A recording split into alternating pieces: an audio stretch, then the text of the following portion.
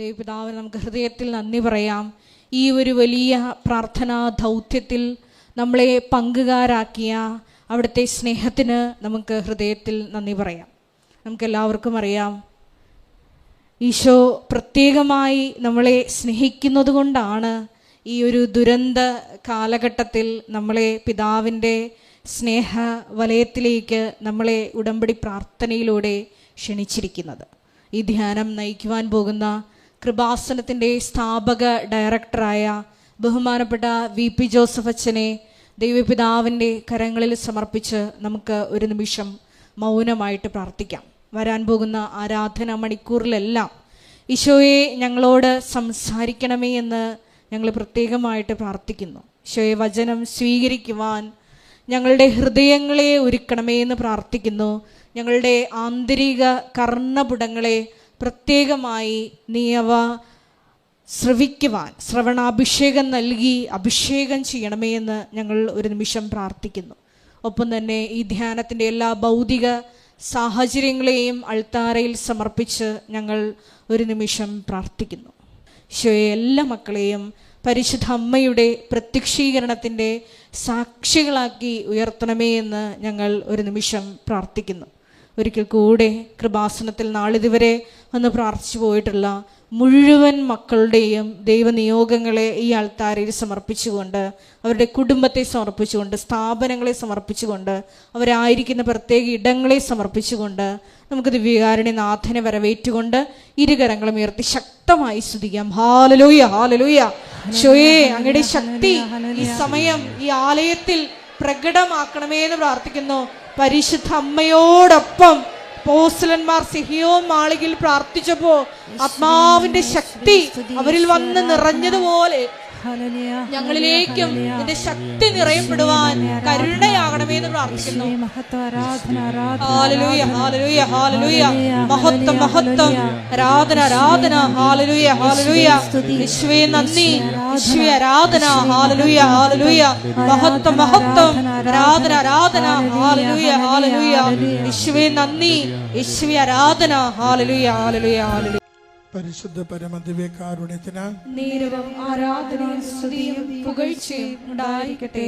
പരിശുദ്ധ പരമദിവ്യകാരുണ്യത്തിന് നേരവും ആരാധനയും സ്തുതിയും പുകഴ്ചയും ഉണ്ടായിരിക്കട്ടെ. പരിശുദ്ധ പരമദിവ്യകാരുണ്യത്തിന് നേരവും ആരാധനയും സ്തുതിയും പുകഴ്ചയും ഉണ്ടായിരിക്കട്ടെ. അമ്മേ പരിശുദ്ധയമ്മേ, അമ്മേ പരിശുദ്ധ ദൈവമാതാവേ, കൃപാസനത്തിലൂടെ ഞങ്ങൾക്കും ഞങ്ങളുടെ ദേശത്തിനും അമ്മ മാധ്യസ്ഥം തേടിത്തന്ന എല്ലാ അനുഗ്രഹങ്ങൾക്കും കൃപകൾക്കും ഞങ്ങളിപ്പോൾ ഹൃദയം നിറഞ്ഞ നന്ദി പറയുന്നു. ഒരുമിച്ച് സ്തുതിച്ച് പ്രാർത്ഥിക്കാം. ഹല്ലേലൂയ,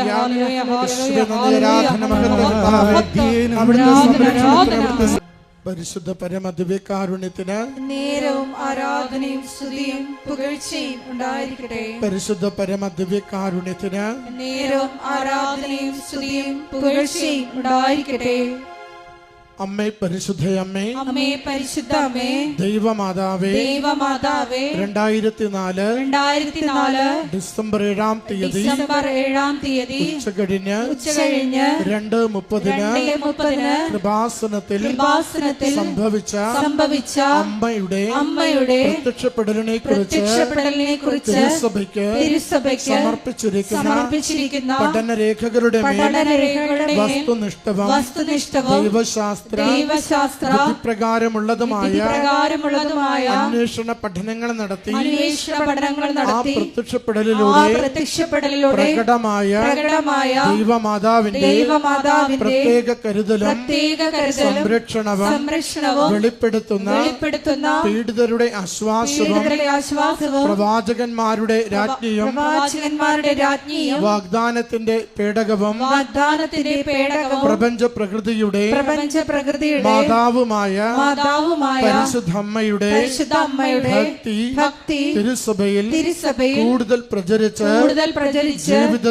ജീവിതത്തിന്റെ ദുരന്ത അവസ്ഥകളിൽ അകപ്പെട്ട് കഴിയുന്ന അനേകായിരം മക്കൾക്ക് ദൈവത്തിന്റെ സാന്നിധ്യവും സന്ധിപ്പും കൂടുതൽ അനുഭവിക്കുക വഴി ആത്മീയ വിശുദ്ധിയും ദൈവശക്തിയും കൈവരിക്കുവാൻ ഞങ്ങളുടെ കുടുംബങ്ങളെ ഇടയാക്കണമേ. ഒരുമിച്ച് സ്തുതിച്ച് പ്രാർത്ഥിക്കാം. ഹല്ലേലൂയ. യേശുവേ സ്തുതി, ആരാധന, മഹത്വം കർത്താവേ. രോഗങ്ങളെ അവിടുന്ന് സൗഖ്യപ്പെടുത്തണമേ. ജീവിത ക്ലേശങ്ങൾക്ക് പരിഹാരം നൽകണമേ. പഠന മേഖലയുടെ വിജയം നൽകണമേ. പരീക്ഷകൾക്ക് വിജയം നൽകണമേ. വിദേശത്ത് പോകുവാനുള്ള വഴികൾ തുറക്കണമേ. നിയോഗങ്ങളെ അനുഗ്രഹിക്കണമേ. ഹല്ലേലൂയ. സ്തുതി കർത്താവേ. ആരാധന, മഹത്വം, ആരാധന കർത്താവേ. സ്തുതി, ആരാധന, മഹത്വം. വിശുദ്ധ പരമദിവ്യകാരുണ്യത്തിന് പരിശുദ്ധ പരമദിവ്യകാരുണ്യത്തിന് ആരാധനയും സ്തുതിയും പുകഴ്ചയും ഉണ്ടായിരിക്കട്ടെ. പരിശുദ്ധ പരമദിവ്യകാരുണ്യത്തിന് നേരവും ആരാധനയും സ്തുതിയും പുകഴ്ചയും ഉണ്ടായിരിക്കട്ടെ. അമ്മേ പരിശുദ്ധ അമ്മേ, അമ്മേ പരിശുദ്ധ അമ്മേ, ഭൂസ്വർലോകങ്ങളുടെ രാജ്ഞിയായ അങ്ങയ്ക്ക് ഭൗമ സംരക്ഷണത്തിനായി പ്രപഞ്ച പ്രകൃതിയെ തന്നെ തിരുസഭ പ്രതിഷ്ഠിക്കുവാൻ ഈ പ്രത്യക്ഷീകരണം വഴി ഇടയാക്കണമേ.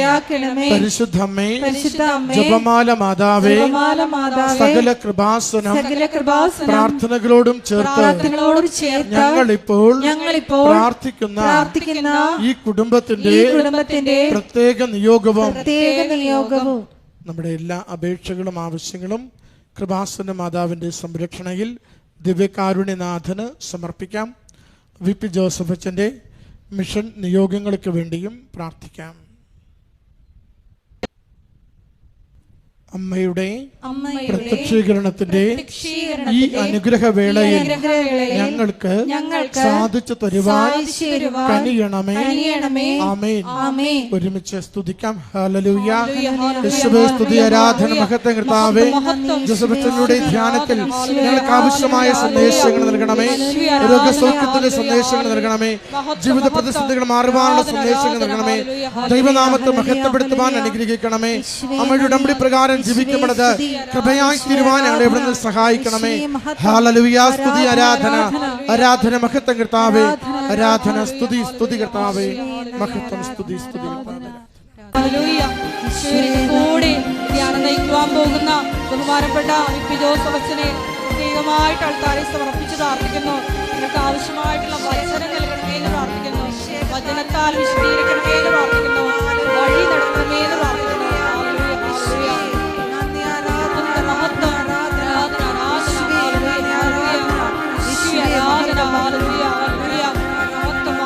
അറിയിപ്പുകൾ. ഒന്നാമത്തെ അറിയിപ്പ്, നമ്മളെ കൃപാസനത്തിൻ്റെ കാരിസം കണ്ടിന്യൂ ചെയ്യുന്നതിന് വേണ്ടി, അതേപടി കണ്ടിന്യൂ ചെയ്യുന്നതിന് വേണ്ടി നമ്മൾ സൊസൈറ്റി ഓഫ് കൃപാസനം എന്ന് പറഞ്ഞ് അഭിനന്ദ ആലപ്പുഴ പിതാവ് ജെയിംസ് ആനാവറമ്പ് തിരുമേനിയുടെ അനുവാദത്തോടുകൂടി ഒരു pious association society of Kripasanam ആദ്യം സിസ്റ്റേഴ്സിൻ്റെതാണ് ആരംഭിക്കുന്ന. അതിൻ്റെ ഭാഗമായിട്ട് 12 വർഷമായിട്ട് നമ്മുടെ ശുശ്രൂഷയിലുള്ള ജോമോൾ സിസ്റ്ററുണ്ട്. പിന്നെ പുതുതായിട്ട് ഞാൻ കഴിഞ്ഞ ആഴ്ചയിൽ വിളിച്ച് പറഞ്ഞപ്പോൾ ഡോക്ടർ രമ്യ എന്നും പറഞ്ഞൊരു സഹോദരി നമ്മൾ ഇന്ന് കമ്മാൻസിയുടെ തിരുവസ്ത്രങ്ങൾ കൈമാറി അൾത്താറയിൽ വെച്ച്, അതുപോലെ ഈ സന്യാസ സമൂഹത്തിൽ ചേരാൻ ആഗ്രഹിക്കുന്നവർ ഈ നമ്പറിൽ ബന്ധപ്പെട്ട് പ്രാർത്ഥിക്കേണ്ടതാണ്, വിളിക്കേണ്ടത്. അതായത് നമ്പർ ഇതാണ്. നിങ്ങൾ ഈ കോൺഗ്രിഗേഷൻ ഈ ഫയസ് അസോസിയേഷനിൽ ചേരാൻ ഉദ്ദേശിക്കുന്നുണ്ടെങ്കിൽ, അതിനുള്ള ദൈവം നിങ്ങൾക്ക് തോന്നിച്ചിട്ടുണ്ടെങ്കിൽ 18 വയസ്സിന് കുറയാൻ പാടില്ല. അതുപോലെ തന്നെ 18 വയസ്സിൻ്റെ ആഗ്രഹിക്കുന്ന ആ വയസ്സിന് പറ്റിയ വിദ്യാഭ്യാസം ഉണ്ടായിരിക്കണം. നമ്പർ ഇതാണ്: 82 81 29 75 11. പിന്നെ ജിമെയിലുണ്ട്, apparitionmissionaries@gmail.com. രണ്ടാമത്തെ അറിയിപ്പ്, നമ്മുടെ സ്റ്റോളുകൾ സാധാരണ തുറക്കുന്നത് 9 മണിക്കാണ്. ഈ ആഴ്ച മുതൽ എക്സിക്യൂട്ടീവ് മീറ്റിംഗ് കഴിഞ്ഞപ്പോൾ മുതൽ രാവിലെ 6:30 മണി തൊട്ട് സ്റ്റോൾ തുറക്കും. പത്രം വേണ്ടവരും മറ്റ് വിഷയമുള്ളവരും സ്റ്റോളുമായിട്ട് ബന്ധപ്പെട്ട് വരുന്ന വിഷയങ്ങൾക്ക് സ്റ്റോള് നേരത്തെ 6 മണിക്ക് അടക്കുമായിരുന്നു വൈകുന്നേരം. ഇപ്പോൾ അത് 8:30 വരെ നീട്ടിയിട്ടുണ്ട്. അപ്പോൾ സീരിയസ് ആയിട്ട് മനസ്സിലാക്കേണ്ട ഒരു വിഷയം, കൃപാസനത്തിൽ ഒരു നേർച്ച വസ്തുവും ആർക്കും പുറത്ത് കൊടുക്കാൻ അനുവാദമില്ല. അത് കൃപാസനത്തിൻ്റെ നേർച്ച വസ്തുക്കളാണ്. അത് 10-12 പ്രാവശ്യം വ്യഞ്ചരിച്ചിട്ടാണ് ഞങ്ങൾക്ക് തരണത്. ആ നേർച്ച വസ്തു നമ്മൾ അകത്ത് മാത്രമേ കിട്ടത്തുള്ളൂ. അത് വാങ്ങിക്കണമെന്നല്ല ഞാൻ പറയണത്, മറിച്ച് ഇങ്ങനെയുള്ള വിശുദ്ധമായ നേർച്ച വസ്തുവാണെന്ന് പറഞ്ഞുകൊണ്ട് ചിലർ ഇതിൻ്റെ പുറത്ത് ആൾക്കാരെ വളഞ്ഞു വെച്ചത് കൊടുത്ത് ഡിസ്റ്റർബൻസ് ഉണ്ടാക്കുന്നുണ്ട്. അപ്പം അത് തീർച്ചയായിട്ടും നിങ്ങൾ അതിനോട് സഹകരിക്കരുത്. കാര്യം വെച്ച് കഴിഞ്ഞാൽ അത് നമ്മുടെ കൃപാസനത്തിൻ്റെ ചുറ്റുവട്ടങ്ങളിലുണ്ടാകുന്ന ഒരു ഡിസിപ്ലിൻ ഇല്ലാത്ത രീതിയിൽ സ്വരം ഉണ്ടാക്കുകയും ചീത്ത വർത്തമാനങ്ങൾ പറയുകയും അങ്ങനെയൊക്കെ എൻ്റെ ശ്രദ്ധയിൽപ്പെട്ടു. അപ്പോൾ അത് വളരെ സീരിയസ് ആയ കാര്യം. വിശുദ്ധമായ അമ്മ മാതാവ് ജീവനോടെ പ്രത്യക്ഷപ്പെട്ട സ്ഥലത്തിൻ്റെ വിശുദ്ധിയോ പരിശുദ്ധിയോ ഒന്നും അറിയാതെ ഒരു ബോധമില്ലാതെ പുറത്ത് ഇതിനെ മറ്റ് തീർത്ഥാടകർക്ക് ശല്യം ഉണ്ടാക്കുന്ന ഒരു ആൾക്കാർ പെരുമാറുന്നുണ്ട്. എല്ലാവരും അല്ല, അതിൽ വരുന്ന കാര്യങ്ങൾ അറിയാൻ പാടില്ലാത്ത കുറച്ച് പേര്. അപ്പോൾ അതുകൊണ്ട് വളരെ ശ്രദ്ധിച്ച് വേണം പുറത്തെ വിഷയങ്ങൾ കൈകാര്യം ചെയ്യാൻ. നമുക്ക് കൃപാസനത്തിൻ്റെ 2 അനുഗ്രഹ മാസങ്ങളാണ്. ഒക്ടോബർ മാസം റാലിയും മെയ് മാസത്തെ വണക്കവും. അപ്പോൾ മെയ് മാസത്തിൻ്റെ വണക്കത്തിൻ്റെ ചീട്ടുകൾ കൗണ്ടറിൽ നിന്ന് ലഭിക്കുന്നതാണ്. മെയ് മാസം നിയോഗം പറഞ്ഞു കൊടുത്തിട്ട് ചീട്ടുകൾ വാങ്ങിക്കാവുന്നതാണ്. പരിശുദ്ധ പരമദിവ്യകാരുണ്യത്തിന് നേരവും ആരാധനയും സ്തുതിയും പുകഴ്ചയും ഉണ്ടായിരിക്കട്ടെ. പരിശുദ്ധ പരമദിവ്യകാരുണ്യത്തിന് നേരവും ആരാധനയും സ്തുതിയും പുകഴ്ചയും ഉണ്ടായിരിക്കട്ടെ. പരിശുദ്ധ പരമദിവ്യകാരുണ്യത്തിന് നേരവും ആരാധനയും സ്തുതിയും പുകഴ്ചയും ഉണ്ടായിരിക്കട്ടെ. എൻ്റെ പ്രിയമുള്ളവരെ, നിങ്ങൾ ആദ്യം അച്ഛന് വേണ്ടി പ്രാർത്ഥിക്കുക. ഉടമ്പടി ധ്യാനം വളരെ ഉത്തരവാദിത്തപ്പെട്ട ഒരു ശുശ്രൂഷയാണ്. ഉടമ്പടി ധ്യാനത്തിലൂടെയാണ് പലപ്പോഴും ഉടമ്പടി എടുത്ത് ഉടമ്പടി ജീവിക്കുന്ന മക്കൾക്ക് സ്വാഭാവികമായി ഇടയ്ക്കിടയ്ക്ക് ഉണ്ടാകുന്ന ചില പ്രശ്നങ്ങളെ വഴിമുട്ടി ഇങ്ങനെ നിൽക്കുമ്പോൾ കർത്താവ് ഉടമ്പടി ധ്യാനത്തിലൂടെയാണ് അവരെ നീ നടക്കേണ്ട വഴി ഞാൻ നിനക്ക് കാണിച്ചു തരാമെന്നും പറഞ്ഞുകൊണ്ട് ആ വാഗ്ദാന പ്രകാരം കർത്താവ് ഉടമ്പടി ധ്യാനത്തിലൂടെ നിർദ്ദേശം നൽകുന്നത്. ഒത്തിരി സാക്ഷ്യങ്ങളിലെ ഉടമ്പടി ധ്യാനത്തിലൂടെ ലഭിച്ച നിർദ്ദേശമാണ് പിന്നീട് അവരെ നയിച്ചതെന്ന് അവർ സാക്ഷ്യപ്പെടുത്തുന്നുണ്ട്. അതുകൊണ്ട് തന്നെ ഉടമ്പടി ധ്യാനം മുഴുവനായിട്ട് ഈശോ അധ്യക്ഷത വഹിച്ചുകൊണ്ട് അമ്മയുടെ മാധ്യസ്ഥയിലെ പരിശുദ്ധാത്മ നിറവിലെ അപ്പായുടെ സ്നേഹത്തിലെ ശുശ്രൂഷ ചെയ്യാൻ വേണ്ടി നമുക്ക് ഒരുമിച്ച് സ്തുതിക്കാം. സ്തുതിക്കട്ടെ. Hallelujah, hallelujah, hallelujah, hallelujah. മഹത്വം, മഹത്വം, ആരാധന, ആരാധന. Hallelujah, hallelujah, hallelujah. യേശുവേ നന്ദി, യേശുവേ ആരാധന. Hallelujah, hallelujah, hallelujah. യേശുവേ ധ്യാനത്തിന്റെ ആദ്യ അന്തം നിന്റെ അധ്യക്ഷത ധ്യാനത്തിന്റെ നീളം ഉണ്ടാവണമേ എന്ന് പ്രാർത്ഥിക്കുന്നു. പരിശുദ്ധ പരമദിവ്യകാരുണ്യത്തിന് നേരവും ആരാധനയും സ്തുതിയും പുകഴ്ചയും ഉണ്ടായിരിക്കട്ടെ. പരിശുദ്ധ പരമദിവ്യകാരുണ്യത്തിന് നേരവും ആരാധനയും സ്തുതിയും പുകഴ്ചയും ഉണ്ടായിരിക്കട്ടെ. പരിശുദ്ധ പരമദിവ്യകാരുണ്യത്തിന് നേരവും ആരാധനയും സ്തുതിയും പുകഴ്ചയും ഉണ്ടായിരിക്കട്ടെ. എൻ്റെ പ്രിയമുള്ളവരെ,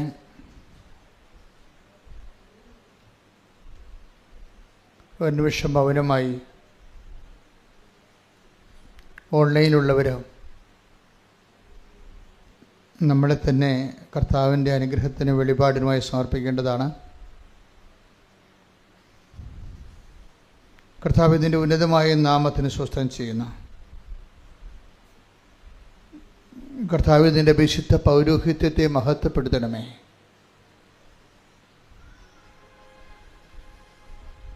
കർത്താവ് സഭയിലുള്ള സാന്നിധ്യം പ്രകടമാക്കണമേ. 39 വർഷം ഞാൻ അർപ്പിച്ച പരിശുദ്ധ കൃപാന്റെ ശക്തിയാൽ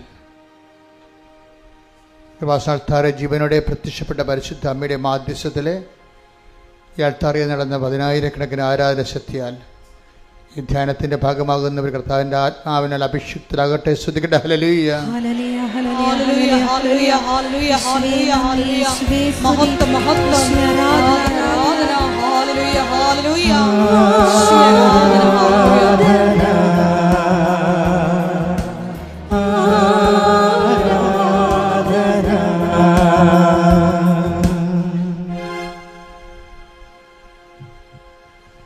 എൻ്റെ പ്രിയപ്പെട്ടവരെ, ഉടമ്പടി പലപ്പോഴും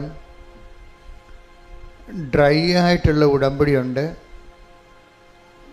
അതുപോലെ തന്നെ ഫ്രഷ് ആയിട്ടുള്ള ഉടമ്പടിയുണ്ട്. ഈ ആധ്യാത്മികതയുടെ എല്ലാ സബ്ജക്റ്റിലും ഡ്രൈയും അതുപോലെ തന്നെ ഫ്രഷും ഉണ്ട്. ഡ്രൈ എന്ന് പറയുന്നത് വരണ്ട രീതിയിലുള്ള ഒരു ഉടമ്പടി ജീവിതം സാധ്യമാണ്. പലരും അങ്ങനെ ഒരു വരണ്ട ജീവിതമാണ് നയിക്കുന്നത്, ഉടമ്പടിയുടെ വരണ്ട ജീവിതം. അതുകൊണ്ടാണ് അവർക്ക് ദൈവത്തിൻ്റെ ഇടപെടലില്ലാത്തതിൻ്റെ കാരണം അതാണ്. ഇന്ന് രാവിലെ ഞാനൊരു സാക്ഷ്യം കേട്ടപ്പോൾ അതിൽ പറഞ്ഞത്, ഒരു മോളിവിടെ രാവിലെ മുതൽ ഇവിടെ വന്നിട്ടുണ്ട്, എന്നിട്ട് അവരിങ്ങനെ എന്ത് ചെയ്യണമെന്ന് അവർക്കൊരു ഐഡിയ ഇല്ല. First time she's coming. ആദ്യം വരണവരാണ്. അപ്പം അവർ ഉടമ്പടി എടുത്താലിത് പൂർത്തിയാക്കാൻ പറ്റുമോ എന്നൊക്കെ ഇങ്ങനെ കയ്യാലപ്പുറത്ത് തേങ്ങാ പോലെ ഇങ്ങനെ ആലോചിച്ചുകൊണ്ടിരിക്കുമ്പോൾ ഉടമ്പടി എടുത്ത ഒരു കൊച്ചിനോട് പറഞ്ഞ്, കൊച്ചെ ഒന്ന് പറഞ്ഞു തരാമോ എന്താണ് ഉടമ്പടി എന്ന്. അപ്പോൾ അവൾ പറഞ്ഞ്, അത് സിമ്പിളാണ്, രാവിലെ എഴുന്നേറ്റ് പ്രാർത്ഥിക്കണം, ഒരു പ്രത്യക്ഷ പ്രാർത്ഥനയുണ്ട്, വൈകുന്നേരം പ്രാർത്ഥിക്കണം, പിന്നെ ഉപവാസം. അപ്പോൾ ഞാൻ ഉപവാസം ഞാൻ ഉടമ്പടി ഇല്ലാതെ തന്നെ എടുക്കുന്നതാണ്. അപ്പോൾ അത്രയും സിമ്പിളാണല്ലേ. അതാണ് ഡ്രൈ ഉടമ്പടി എന്ന് പറയുന്നത്. ആ പെരിച്ചാഴി പോലും പറഞ്ഞു കൊടുത്ത പോലും എന്ത് തെറ്റാണെന്ന് നോക്കി. അവർ ഉടമ്പടി എടുത്ത കക്ഷിയാണ്. അവർ പറഞ്ഞു കൊടുത്തിരിക്കുന്ന സംഭവം എന്ന് പറയുന്നത് രാവിലെ എഴുന്നേറ്റ് പ്രാർത്ഥിക്കണം, വൈകുന്നേരവും പ്രാർത്ഥിക്കണം, പിന്നെ ഇടയ്ക്കൊന്ന് ഉപവസിക്കണം ഏതെങ്കിലും ദിവസം, അത്രയേ ഉള്ളെന്ന്. അപ്പോൾ ഉടമ്പടി ഒരു ഘടകവും ഇവർ പറഞ്ഞിട്ടില്ല. കാര്യം ഇവരും ഉടമ്പടി എടുത്ത കക്ഷിയാണ്. ഉടമ്പടി എടുത്ത ആളിൻ്റെ ഗതികേട് കണ്ടില്ലേ. ഇതിനാ ഡ്രൈ കവനൻ്റ് എന്ന് പറയണത്, ഉണക്ക ഉടമ്പടി എന്ന് പറയും. ഇതിൻ്റെ ഫ്രഷ് എന്ന് പറയുന്ന സംഭവം എന്ന് പറയണത് എപ്പോഴും നമ്മൾ, അപ്പം നിങ്ങൾ ചോദിക്കുക എന്താണ് ഫ്രഷായിട്ടുള്ള ഉടമ്പടി? ഫ്രഷായിട്ടുള്ള ഉടമ്പടി എന്ന് പറയണത്, അഥവാ അതെങ്കിലും ഉടമ്പടി 100% വിജയിക്കാൻ വേണ്ടി നമ്മൾ എന്താണ് ചെയ്യേണ്ടത്? അതിൽ എപ്പോഴും നമ്മളെന്തിനാണ് ദൈവത്തിൻ്റെ വചനങ്ങൾ എന്തിനാണ് എപ്പോഴും വായിക്കുന്നത്? ദൈവത്തിൻ്റെ വചനം വായിക്കുന്നവരിലും 2 തരമുണ്ട്. ദൈവം പറഞ്ഞിട്ട് വായിക്കുന്നവരും ദൈവം പറയാണ്ട് ജോസഫച്ചൻ പറഞ്ഞിട്ട് വായിക്കുന്നവരുമുണ്ട്. അപ്പം നിങ്ങൾ ചോദിക്കും, ജോസഫച്ചൻ പറഞ്ഞ ദൈവം പറഞ്ഞതല്ലേ എന്ന്. അതല്ല, ഉടമ്പടി നിയമപ്രകാരം അരമണിക്കൂർ സാങ്കേതികമായിട്ട് വചനം വായിക്കണമല്ലോ, ഇല്ലേ? അപ്പം അതുകൊണ്ട് അവരതനുസരിച്ചുകൊണ്ട് ആദത്തിൻ്റെ കഥ തൊട്ട് വായിക്കാൻ തുടങ്ങും. അങ്ങനെ ഓരോ ഘട്ടവും ഓരോ സമയത്ത് അരമണിക്കൂർ. അതല്ല ഞാൻ പറഞ്ഞിരിക്കുന്നത്. ഉടമ്പടിയിൽ നിങ്ങൾ എപ്പോഴും നമ്മൾ ശ്രദ്ധിക്കേണ്ട ഒരു വിഷയം, ഉടമ്പടി ദൈവത്താൽ നയിക്കപ്പെടുന്ന ലെഡ് ബൈ ഹോളി സ്പിരിറ്റ് ആയിട്ടുള്ള ഒരു റീഡിംഗ് ഉണ്ട്. നിങ്ങൾ ഉടമ്പടി ഫ്രഷ് കവനൻ്റിലാണെങ്കിൽ നിങ്ങൾ വായിക്കേണ്ട ഭാഗം ദൈവം നിങ്ങൾക്ക് തിരഞ്ഞെടുത്ത് തരും. എന്നുവെച്ചാൽ ഉടമ്പടിയുടെ വഴിയിലൂടെ പോകുമ്പോൾ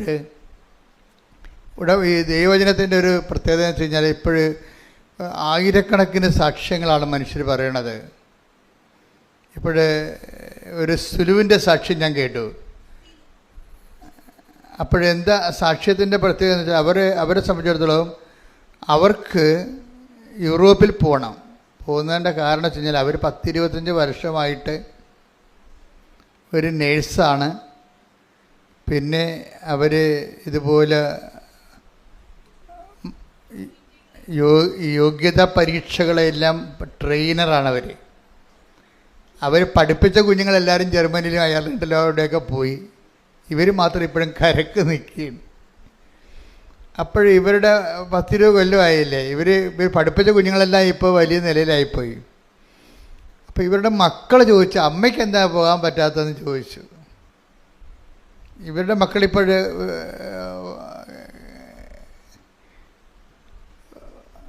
ഒരുവിധം കാര്യങ്ങൾ മനസ്സിലാക്കുന്ന പ്രായമായി. അപ്പോൾ അവർ അമ്മയോട് ചോദിക്കണം, അമ്മയ്ക്ക് എന്താണ് പോകാൻ പറ്റാത്തത്? ഒത്തിരി പേരൊക്കെ ചോദിച്ചിട്ടുണ്ട് ഇതുവരെയൊക്കെ. പക്ഷേ മക്കൾ ചോദിച്ചപ്പോൾ അവർക്ക് സീരിയസ് ആയി.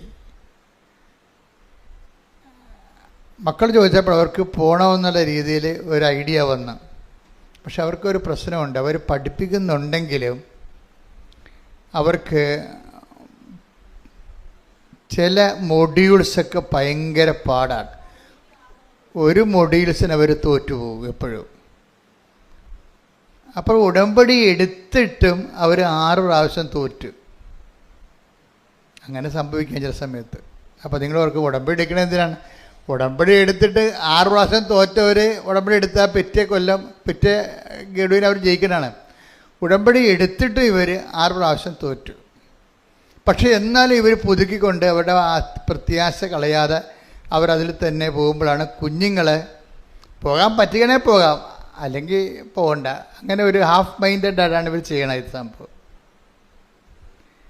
ഇപ്പോൾ കുഞ്ഞുങ്ങൾ ചോദിച്ചു കഴിഞ്ഞപ്പോൾ അവർ പോകാൻ തീരുമാനിച്ചു. പക്ഷെ തോറ്റല്ലോ പരീക്ഷയ്ക്ക് തോറ്റപ്പോഴിത് അവരുടെ കൂട്ടുകാരത്തിൽ പറഞ്ഞപ്പോൾ അവർ പറഞ്ഞ്, നിങ്ങൾക്ക് എന്തുകൊണ്ടാണ് അച്ഛനോട് ഇപ്പോൾ ഇങ്ങനെ ഈ വിഷയത്തെക്കുറിച്ചൊരു മെസ്സേജ് ചോദിക്കാൻ പറ്റാത്തതെന്ന് ചോദിച്ചു. അപ്പോൾ സത്യസന്ധമാണ് നിങ്ങൾക്ക് മെസ്സേജ് ചോദിക്കുക. ആൾത്താരിൽ അപ്പം തന്നെ ഓൺ ദി സ്പോട്ടിലെ മറുപടി പറയും. അത് നിങ്ങൾ സാക്ഷ്യങ്ങൾ കേട്ടാൽ മനസ്സിലാവും. പക്ഷേ മെസ്സേജ് ചോദിക്കുമ്പോൾ നിങ്ങൾ ചെയ്യേണ്ട ഒരു കാര്യം, ഒന്ന്, നിങ്ങൾ എന്നോട് മെസ്സേജ് ചോദിച്ചാൽ ഞാൻ ഉടനെ നോക്കണം സാക്ഷ്യം പറഞ്ഞിട്ടുണ്ടോയെന്ന് നോക്കത്തുള്ളൂ. ആദ്യം ഇയാളിന് ആദ്യമേ കൺകറൻസ് കിട്ടിയോ എന്ന് നോക്കൂ. അതാണ് എൻ്റെ പ്രശ്നം. മെസ്സേജ് എന്നോട് ചോദിച്ചാൽ ഉടനെ ഞാൻ നോക്കണത് ഇയാൾ സാക്ഷ്യം പറഞ്ഞിട്ടുണ്ടോ എന്ന് വെച്ചാൽ ഇയാളുടെ ഉടമ്പടി ദൈവം അംഗീകരിച്ചിട്ടുണ്ടോ എന്ന് എൻ്റെ അർത്ഥം. അപ്പം സാക്ഷ്യം പറഞ്ഞിട്ടില്ല എന്നുണ്ടെങ്കിൽ ഞാനത് തട്ടിക്കളയും. മെസ്സേജ് നമുക്ക് വെറുതെ സമയം വേസ്റ്റ് ചെയ്യാവുന്നല്ലാതെ ഇവർ കണിയാനെപ്പോലെ എന്നെ ദുരുപയോഗിക്കണ കാര്യം അറിയാൻ വേണ്ടി പ്രസംഗിപ്പിക്കണ പോലെ എന്ത് പരിപാടിക്ക് വന്നിരിക്കുകയാണ്. ഇവർ ദൈവത്തിൻ്റെ ആളല്ല ശരിക്കും. 3 ഉടമ്പടി കഴിഞ്ഞിട്ട് സാക്ഷ്യം പറഞ്ഞിട്ടില്ലെങ്കിൽ ആ ആളെ ഞാൻ വളരെ സീരിയസ് ആയിട്ടാണ് ശ്രദ്ധിക്കത്തുള്ളൂ. എന്തോ തരികട അയാൾ ഉടമ്പടി കാണിച്ചിട്ടുണ്ടെന്ന് ഞാൻ ധരിക്കത്തുള്ളൂ. കാര്യം ഉടമ്പടി എന്ന് പറയുന്നത് എന്നോട് അമ്മ ആദ്യ കാലങ്ങളിൽ 2015 ഇത് പറയുമ്പോൾ ഉടമ്പടി ഉടനടി പരിഹാരം എന്നാണ് പറഞ്ഞത്. പിന്നെ ഉടമ്പടി അതിൽ തന്നെ കറക്റ്റാണ്, അതിൻ്റെ ഫോർമുല കറക്റ്റാണ്. പിന്നെ ചില വിഷയങ്ങൾ ചില കാര്യങ്ങൾ ലാഗ് ചെയ്യും, ചില വിഷയങ്ങൾ ലാഗ് ചെയ്യണ ആ വിഷയത്തിൻ്റെ പ്രശ്നമാണ്, അല്ലാതെ നിങ്ങളുടെ പ്രശ്നമല്ല. ആ വിഷയം അപ്പം നടക്കുന്നതിനേക്കാളും നല്ലത് കുറച്ചുകൂടി കഴിഞ്ഞ് നടക്കുന്നതായിരിക്കും നല്ലത്. അതുകൊണ്ട് ദൈവം അങ്ങനെ ഒരു ഷിഫ്റ്റിങ് ചെയ്യണമെന്നേ ഉള്ളൂ. അല്ലാതെ ഉടമ്പടിയിൽ ഒരിക്കലും നമുക്ക് കാര്യം ഉടമ്പടി മുഴുവനും സാധാരണ ലൈഫിനെ തന്നെ പെട്ടെന്ന് ദൈവത്തിൻ്റെ മേഖലയിൽ കൊണ്ടുവന്ന് അപ്ലിഫ്റ്റ് ചെയ്യുന്നതിനുള്ള എല്ലാ ഉൾക്കരുത്ത് ഇതുപോലെയുള്ള ഒരു പ്രാർത്ഥനാ രൂപമില്ല. അത്രയ്ക്ക് ഉൾക്കരുത്താണ് ഇതിൻ്റെ ഒരു ഉടമ്പടിയുടെ. ഞാൻ എപ്പോഴും ചില സമയത്ത് പറയും ഇതിന് ബലവുമുണ്ട് ബലക്ഷയവും ഉണ്ടെന്ന് പറയും. ഉടമ്പടിക്ക് ബലവുമുണ്ട് ബലക്ഷയവും. ഉടമ്പടി അപ്പം നമുക്ക് ഇതിനെക്കുറിച്ച് നല്ല ഒരു ഐഡിയ ഉണ്ടാകണം. എന്താണ് ഇതിൻ്റെ ബലം? ഇതിൻ്റെ ബലമെന്ന് പറയുന്നത് അതർ എൻഡിൽ ദൈവം തന്നെയാണ് ഇതിൻ്റെ ഗ്യാരണ്ടിയർ. ഇത് ഗ്യാരണ്ടി ചെയ്തിരിക്കുന്നത് എന്താണ്? ദൈവം തന്നെയാണ്. അവിടെ അതർ എൻഡിൽ മനുഷ്യനില്ല ശരിക്കും. അപ്പോൾ ഒരു സ്ഥലത്താണ് നമ്മളുള്ളത്. ഈ ദൈവത്തിൻ്റെ വാഗ്ദാനങ്ങൾ എങ്ങനെയായാലും പാലിച്ചിരിക്കും. അതാണ് എൻ്റെ കരുത്തെന്ന് പറഞ്ഞതാണ്. ഉടമ്പടിയുടെ സ്ട്രെങ്ത് എന്ന് പറഞ്ഞതാണ്, ബലം എന്ന് പറഞ്ഞതാണ്. എന്താണ്? ദൈവത്തിൻ്റെ വാഗ്ദാനങ്ങളിലാണ് ഇത് അധിഷ്ഠിതമായിരിക്കുന്നത്. അതുകൊണ്ട് ദൈവത്തിൻ്റെ വാഗ്ദാനങ്ങൾ കൃത്യമായിട്ട് പാലിച്ചിരിക്കും. നമ്മൾ വരുമ്പോൾ നമ്മളുടെ ഈ നിബന്ധനകൾ പാലിക്കുന്നത് നമ്മളാണ്. ഈ നിബന്ധനകൾ നമുക്ക് വേണമെങ്കിൽ ഡ്രൈ ആയിട്ടും പാലിക്കാം, ഫ്രഷ് ആയിട്ടും പാലിക്കാം. അവിടെയാണ് ഡ്രൈ കവനൻറ്റും ഫ്രഷ് കവനൻറ്റും വരണത്. ഡ്രൈ ആയിട്ട് പാലിക്കണമെന്ന് പറയണത് ഇപ്പോൾ പത്രം കൊടുക്കാൻ പറഞ്ഞു, പത്രം കൊടുത്തു, തീർന്നു. എത്രയോ പത്രങ്ങളാണ് പള്ളി വഴികളിലൊക്കെ ഇരിക്കുന്നത്, നിങ്ങൾ ചിലപ്പോൾ കാണുന്നില്ലേ? ആ ഡ്രൈ കവനൻറ്റുകാരുടേതാണ് കാര്യം. അത് നിങ്ങളുടെ പള്ളിയുടെ വാതിക്കൽ എവിടെയെങ്കിലും എവിടെയും കൃപാസനം പത്രം ഒന്നിൽ കൂടുതൽ ഒരാൾ വെച്ചിരിക്കണ കണ്ടാൽ നിങ്ങൾ ശരിക്കും പറഞ്ഞാൽ ആ വ്യക്തിക്ക് വേണ്ടി പ്രാർത്ഥിക്കണം. കാര്യം എന്താണ്? അവർ ശരിക്കും ഒരു സെപ്റ്റിക്കായിട്ട് അടിച്ചിരിക്കണ കാര്യം. അവർ കർത്താവിനോട് ചെയ്ത വാഗ്ദാനം ഡ്രൈ ആയിട്ട് പാലിക്കുകയാണ്. അപ്പോൾ അവർ ദൈവത്തിനല്ല പ്രാധാന്യം കൊടുത്തിരിക്കുന്നത്, അവരുടെ വിഷയങ്ങൾക്കാണ് പ്രാധാന്യം കൊടുത്തിരിക്കുന്നത്. ഇപ്പം എവിടെയെങ്കിലും കൊണ്ടുപോയി ആരെങ്കിലും ഒരു കെട്ട് പത്രം ഇരിക്കണ കണ്ടാൽ അതിൻ്റെ അർത്ഥം ഡ്രൈ കവനൻ്റ് അത് ചെയ്തിരിക്കുന്നത്. അത് ആ മുട്ട പൊരുന്നത്തില്ല ഒരു കാലത്ത്. തന്നെയല്ല, ഇവർ ആലപ്പുഴ വന്ന് എക്സ്ട്രാ ആയിട്ട് പണി മേടിച്ച് വെച്ചിരിക്കുന്നവരാണ്. എന്താ കാര്യം? ഇവർ വരികയും ദൈവത്തിൻ്റെ മുമ്പിൽ അവരുടെ ജീവിതത്തിൽ ദൈവത്തിനെന്ത് വിലയുണ്ടെന്ന് അവർ പുറത്ത് പറഞ്ഞു കഴിഞ്ഞു. അതാണ് വിഷയം. കാര്യം എന്താണ്? കർത്താവിനെ അറിയാത്തവരെ അറിയിക്കാൻ വേണ്ടിയും അറിഞ്ഞവരെ ആഴപ്പെടുത്താൻ വേണ്ടിയും ആണ് ഈ ഉടമ്പടി എടുക്കുന്നത്. പക്ഷേ ഇത് ചെയ്യണത് നമുക്ക് ഡ്രൈ ആയിട്ട് ചെയ്യാമെന്ന് വെച്ച് കഴിഞ്ഞാൽ ആ നിയമപരമായിട്ട് എന്താണ് ചെയ്യേണ്ടത് അത് മാത്രം ചെയ്ത് പാലിക്കാം.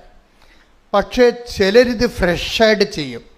ഫ്രഷായിട്ട് ചെയ്യണമെന്ന് വെച്ച് കഴിഞ്ഞാൽ അവരത് ദൈവസ്നേഹത്തോടെയാണ് ചെയ്യണത്. ദൈവസ്നേഹമാണ് എൻ്റെ കണ്ടന്റ് എന്ന് പറയണത്. നമ്മൾ എന്ത് ചെയ്യുമ്പോഴും ഓർക്കുക, അത് ഒരു മീഡിയം ഫ്രഷ് ഉണ്ട്, മാക്സിമം ഫ്രഷ് ഉണ്ട്. ഉടമ്പടി തന്നെ ഒരു ഡ്രൈ കവനൻ്റും ഉണ്ട്, ഫ്രഷ് കവനൻ്റും ഉണ്ട്. അതിന് മീഡിയം ഫ്രഷ് ഉണ്ട് എന്ന് വെച്ച് കഴിഞ്ഞാൽ ഒരു സ്വാഭാവികമായ ദൈവസ്നേഹത്തോടെ നമ്മൾ ഈ വിഷയങ്ങളെല്ലാം ചെയ്യും. എപ്പോഴും നമ്മൾ ചെയ്യണം. നിങ്ങൾ രോഗികളെ കാണാൻ പോകുമ്പോഴും അത് ആ രോഗികളെ കാണുമ്പോൾ ഉടമ്പടിയുടെ നിയമമുണ്ട്, അതുകൊണ്ടാണ് ഞാനിത് കാണുന്നത് എന്നല്ല. അതപ്പോൾ ഡ്രൈ കവനൻ്റായി പോകും. അത് ക്രിസ്തുവാണെന്നും പറഞ്ഞ് കാണുന്നെങ്കിൽ ക്രിസ്തുവിനെക്കുറിച്ച് നമുക്ക് ഉള്ളിലുള്ളിൽ വല്ലാത്തൊരു സ്നേഹമുണ്ടാകണം. ഒന്ന് പ്രാർത്ഥിച്ചേ. കർത്താവായ ദൈവമേ, ഉടമ്പടിയുടെ ഓരോ അംശങ്ങളും അങ്ങയെ വ്യക്തിപരമായി സ്നേഹിക്കുന്ന തികഞ്ഞ ദൈവസ്നേഹത്തിന്റെ പ്രേക്ഷിത പ്രവർത്തകരായി എന്നെ ഞങ്ങളെ അഭിഷേകം ചെയ്യണമേ. ശ്രുതിക്കട്ടെ. ഇപ്പോഴും നിങ്ങൾ പ്രാർത്ഥിക്കുമ്പോഴും അതുപോലെ പ്രവർത്തിക്കുമ്പോഴും നിങ്ങൾ പ്രാർത്ഥിക്കുകയും പ്രവർത്തിക്കുകയും ചെയ്യുമ്പോഴൊക്കെ നിങ്ങളുടെ നിയോഗങ്ങളാണ് പ്രാധാന്യം കൊടുത്താൽ പ്രാർത്ഥിക്കണത്, അല്ലേ? അത് ഡ്രൈ കവനൻ്റാണ്, ഉണക്ക ഉടമ്പടി എന്ന് പറയും. നിയോഗം ഓൾറെഡി നിങ്ങൾ ദൈവത്തിൻ്റെ സമർപ്പിച്ചില്ലേ? അത് വെറുതെ കൊണ്ടുവന്ന് ഇട്ടിരിക്കണമല്ല, പരിശുദ്ധ അമ്മ വഴിയാണ് നിങ്ങൾ എടുത്തിരിക്കണത്. ഇതിലൊന്നും നിങ്ങൾക്ക് വിശ്വാസം ഇല്ലാത്തതുകൊണ്ടാണ് നിങ്ങൾ അത് തന്നെ പിന്നെ പറഞ്ഞുകൊണ്ടിരിക്കണത്. നിങ്ങൾ ആര് വഴിയാണ് കൊടുത്തിരിക്കണത്? പരിശുദ്ധ അമ്മ വഴിയാണ് നിങ്ങൾ കർത്താവിൻ്റെ അടുത്ത് നിങ്ങളുടെ കണ്ണീര് കൊടുത്തിരിക്കണത്. നിങ്ങൾ പിന്നെയും ദൈവത്തോട് പ്രാർത്ഥിക്കുമ്പോൾ അത് തന്നെ പറഞ്ഞുകൊണ്ടിരുന്നതിൻ്റെ അർത്ഥം എന്താണ്? അമ്മയെടുത്ത് കൊടുത്തതൊക്കെ നിങ്ങൾ അംഗീകരിക്കണില്ല എന്നുള്ളതാണ്. ഒന്നൊക്കെ നിങ്ങൾക്ക് വിവരമില്ല, അല്ലെങ്കിൽ നിങ്ങൾ വിഡ്ഢിവേഷം കെട്ടുകയാണ്. എന്ന് വെച്ച് കഴിഞ്ഞാൽ നിങ്ങൾ അത് തന്നെയല്ലേ പിന്നെയും പറയണത്. ഇത് ഡ്രൈ കവനൻ്റായിട്ട് വരും. കാര്യം നിങ്ങൾ ഒരിക്കൽ അമ്മയെടുത്ത് ഉടമ്പടി പ്രകാരം കൊടുത്ത കാര്യങ്ങൾ പിന്നെ നിങ്ങൾ ഒരിക്കലും പ്രാർത്ഥന പറയരുത്. നിങ്ങൾ ഉടമ്പടി ചെയ്ത കാര്യങ്ങൾ ദൈവം അംഗീകരിച്ചു, അതിൻ്റെ ഫസ്റ്റ് സ്റ്റെപ്പ് പൂർത്തിയാക്കി. അപ്പോൾ നിങ്ങൾക്ക് കമ്മ്യൂണിക്കേറ്റ് ചെയ്യാം. അമ്മ ഉടമ്പടി എടുത്തു കഴിഞ്ഞു, ഓൾറെഡി ഫയലിൽ ഇത്രയും സ്റ്റെപ്സേക്ക് മുന്നോട്ട് പോകുന്നുണ്ട്, അതിൽ നന്ദി പറയാം. നിങ്ങൾക്ക് നന്ദി പറയാം. അപ്പോൾ ഈ എപ്പോഴും നമ്മൾ ശ്രദ്ധിക്കേണ്ടത്, ഉടമ്പടി ഇട്ട വിഷയങ്ങൾ വീണ്ടും തന്നെ ഈ താറാവ് സ്വരം ഉണ്ടാക്കുന്ന പോലെ കറകുറാന്ന് പറഞ്ഞ് എപ്പോഴും സ്വരം ഉണ്ടാക്കിക്കൊണ്ടിരുന്നു കഴിഞ്ഞാൽ നിങ്ങൾക്ക് എന്തോ തലക്ക് വട്ടാണെന്ന് ദൈവം വിചാരിക്കത്തുള്ളൂ. ഒന്നാമത് നിങ്ങൾ ചെയ്ത ഉടമ്പടിയിൽ നിങ്ങൾക്ക് തന്നെ വിശ്വാസമില്ല എന്ന കാര്യം നിങ്ങളെ ഏൽപ്പിച്ച ആളാരാണെന്ന് നിങ്ങൾക്ക് അറിയത്തില്ല. അമ്മയെടുത്ത് നിങ്ങൾ ഏൽപ്പിച്ചിരിക്കുന്നത്. രണ്ടാമത് അമ്മ അത് പാസ് ചെയ്യുന്ന അടുത്ത് ഈശോൻ്റെ അടുത്താണ്. ഇതിനെക്കുറിച്ചൊന്നും നിങ്ങൾക്ക് യാതൊരു അറിവുമില്ലാതെ ഈ ഉടമ്പടി മൂന്നാമത്തെ പുതുക്കിയാലും പിന്നെയും ആ നിയോഗത്തിനെ പറ്റി ദൈവത്തെ ഓർപ്പിച്ചുകൊണ്ടിരിക്കും. ദൈവത്തിന് എന്താണ് ഓർമ്മക്കുറവാണ്. അതെപ്പോഴും ശ്രദ്ധിക്കണം. അത് തന്നെ പിന്നെയും പറഞ്ഞുകൊണ്ടിരിക്കും. ഇതിങ്ങനെ ഒരിക്കലും ചെയ്യരുത് എൻ്റെ മക്കൾ. ഞാൻ പറയണത് ആ വിഷയം നിങ്ങൾ ഡീല് പോലും ചെയ്യരുത്. നിങ്ങൾ ഡീല് ചെയ്യേണ്ട വിഷയം എന്താണ്? ഫ്രഷ് കവനൻ്റ് എന്ന് പറയുമ്പോൾ നിങ്ങളെ കൈകാര്യം ചെയ്യേണ്ട വിഷയങ്ങൾ എന്താണ്? നിങ്ങൾ ദൈവത്തോട് ചെയ്തിട്ടുള്ള വാഗ്ദാനങ്ങളുണ്ട്, നിബന്ധനകൾ. അതിലാണ് നിങ്ങൾ ശ്രദ്ധിക്കേണ്ടത്. ദൈവത്തോട് ചെയ്ത വാഗ്ദാനങ്ങൾ. ഈ ദൈവത്തോട് ചെയ്ത വാഗ്ദാനങ്ങൾ നമുക്ക് ഒരു നിയമപരമായിട്ട് സാങ്കേതികമായിട്ട് ചെയ്യാം. അതിനാണ് ഡ്രൈ കവനൻ്റ് എന്ന് പറയുന്നത്. അങ്ങനെ പറഞ്ഞു, അച്ഛൻ കൊച്ചി പോകാം, ഞാൻ പറഞ്ഞില്ല. അച്ഛൻ കൊച്ചി പോകാൻ പറഞ്ഞു, ഞാൻ കൊച്ചി പോയെന്ന് പറയത്തില്ല. അതുപോലെ ടെക്നിക്കലായിട്ട് നിങ്ങൾ ചെയ്യാം. ടെക്നിക്കലായിട്ട് ചെയ്താൽ ഉടമ്പടി ലാഗ് ചെയ്യും. ടെക്നിക്കലായിട്ടല്ലോ. കാര്യം ഉടമ്പടി ഒന്ന് പുതുക്കിയെന്ന് പറഞ്ഞു കഴിഞ്ഞാൽ അത്രയും നിങ്ങൾക്ക് ആ 30% ഈ വിഷയത്തിൽ ദൈവസ്നേഹം വളർന്നിരിക്കണം ആളിനെ. ഉടമ്പടി ഒന്ന് പുതുക്കിയെന്ന് പറഞ്ഞാൽ ആളിൻ്റെ ദൈവസ്നേഹം വളർന്നിരിക്കണം. ഈ കൗൺസിലേഴ്സിനൊക്കെ വെച്ചിരിക്കുന്നത് അത് അസസ് ചെയ്യാനാണ്. അല്ല നിങ്ങൾ കുമ്പസാരിച്ചാൽ കുർബാന സ്വീകരിച്ചാൽ നോക്കാനല്ല വെച്ചിരിക്കുന്നത്. നിങ്ങളുടെ ആധ്യാത്മിക ജീവിതം അസസ് ചെയ്യാനാണ് വെച്ചിരിക്കുന്നത്. എന്ന് വെച്ചാൽ അത്രയും ദൈവസ്നേഹം നിങ്ങൾ വളർന്നോ? ദൈവസ്നേഹം വളർന്നോ എന്ന് നമുക്ക് എങ്ങനെ അറിയാൻ പറ്റും? സ്നേഹത്തിൻ്റെ ഫീച്ചേഴ്സ് നമ്മളുടെ കയ്യിലല്ല, പരിശുദ്ധാത്മാവ് അതിനെക്കുറിച്ച് കൃത്യമായ മാനദണ്ഡങ്ങൾ നൽകിയിട്ടുണ്ട്. ദൈവസ്നേഹത്തിൽ ഒരു വ്യക്തി വളരുമ്പോൾ ആ ദൈവസ്നേഹത്തിൽ വളരുന്നതിന് ആ ദൈവസ്നേഹത്തിലാണ്.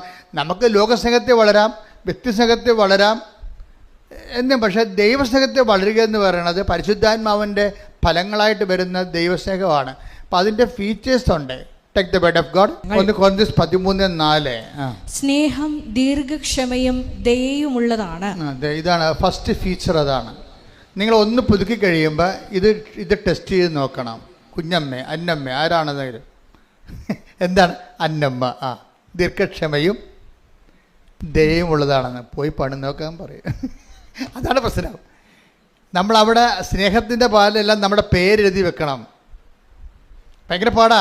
ഞാൻ നോക്കിയിട്ടുള്ളതാണ്, ഞാൻ തന്നെ പണി മേടിച്ചിട്ടുള്ളതാണിത്. എന്ന് വെച്ചാൽ ഇതിൻ്റെ അകത്ത് വരുന്നത് ഈ ഒരു ഒന്നാം പുതുക്കൽ കഴിയുമ്പോൾ നിങ്ങളെന്ത് ചെയ്യണത്? എനിക്ക് ഓഫർ ലെറ്റർ വന്നു, അതിനുശേഷം വിസ വന്നു, ടിക്കറ്റ് വന്നു. അതാണ് നിങ്ങൾ ഇപ്പോൾ ഇങ്ങനെ ഈ ദൈവത്തിൻ്റെ നിരസ്ഥിതി എപ്പോഴും പറഞ്ഞുകൊണ്ടിരിക്കുന്നത്. ഇത് ശരിക്കും പറഞ്ഞാൽ ഇത് കേട്ട് ദൈവം ബോറടിച്ച് നിങ്ങളെ പന്നിക്കാട്ടത്തിൻ്റെ വില പുലർത്താൻ തള്ളിക്കളഞ്ഞൊരു ചരക്കാണ് നിങ്ങൾ. കാര്യം എന്താ? ഈ പിശാചിന് ഇത് മാത്രമേ പറയാൻ അറിയാൻ പാടുള്ളൂ. ദൈവത്തെ സ്നേഹിക്കാനോ സ്നേഹത്തിൻ്റെ സുവിശേഷമോ സുവിശേഷ സാക്ഷ്യമോ ഈ വിഷയത്തെക്കുറിച്ച് ഒന്നും ഒരു ബോധവും ഇല്ല. ഉടമ്പടി എന്ന് പറഞ്ഞാൽ എന്താ? രാവിലെ എഴുന്നേക്കണം, വൈകുന്നേരം എഴുന്നേക്കണം, വൈകുന്നേരം കിടക്കണം, ഇടയ്ക്ക് ഉപവസിക്കണം. ഇതാണ്. ഇത്രയും കുറെ കണ്ടാമൃഗങ്ങൾ ഉടമ്പടി എടുത്തിട്ടുണ്ട്. സങ്കടം തോന്നും കേട്ട് കഴിഞ്ഞാൽ. അതായത് നിങ്ങൾ ക്ലാസ് ശ്രദ്ധിക്കണില്ല എന്ന് തോന്നണേ. തന്നെയല്ല അച്ഛൻ്റെ ധ്യാനം കൂടാത്ത കുറേ ആൾക്കാരുണ്ട്.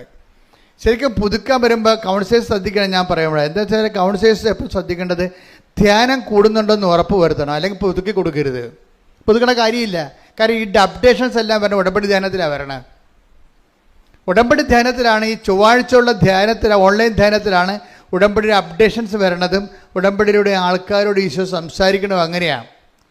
അപ്പം സംസാരിക്കുന്ന സമയത്ത് ചിലപ്പോൾ പേഴ്സണലായിട്ട് സംസാരിക്കും, ഓരോ വ്യക്തികളും അവരുടെ വിഷയങ്ങൾ മാത്രം സംസാരിക്കും, അതെല്ലാം സന്ദേശമായിട്ട് സംസാരിക്കും.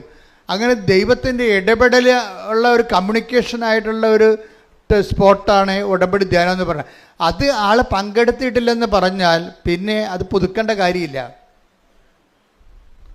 അത് പുതുക്കേണ്ട കാര്യമില്ല ശരിക്കും പറഞ്ഞാൽ.